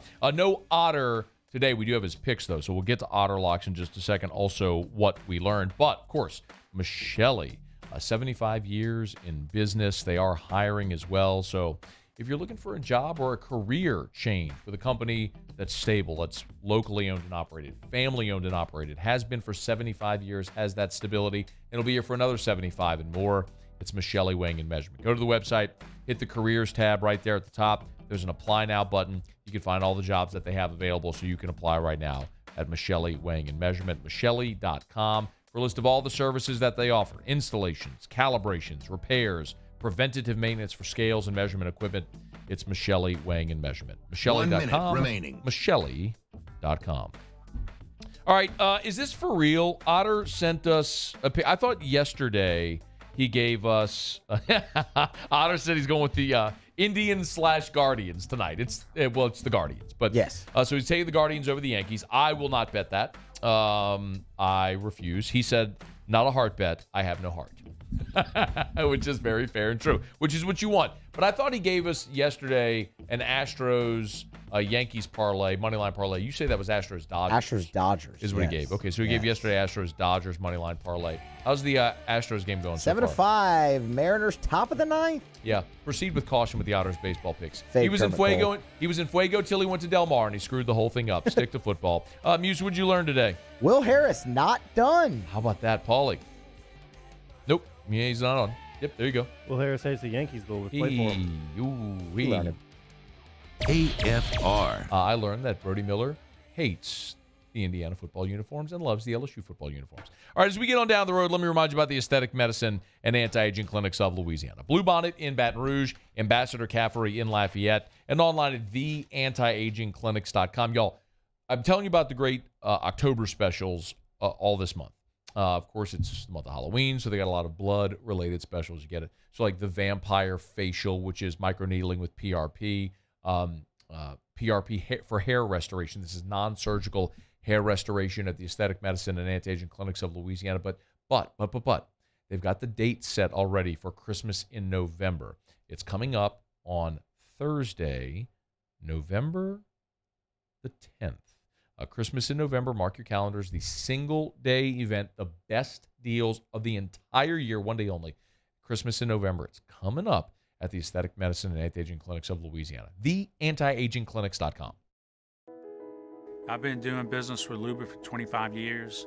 They're dependable, trustworthy. It's just the attention to detail with our clients. Our folks have years and years of experience. They're highly trained professionals. But many companies have that asset. What I'd like to think makes Luba a bit different is that we use those talents in a way that truly is dedicated to serving the needs of the folks who depend on us. There it is, the extra mile, on the border of expected and extraordinary for those willing to go further, like vans customized for work or play, with safety and tech to keep you connected. Supported by a 5-star sales, service, and finance team. And backed by the 1-star you know. So go the extra mile. It's never crowded because so few have what it takes to go there. Mercedes-Benz Vans.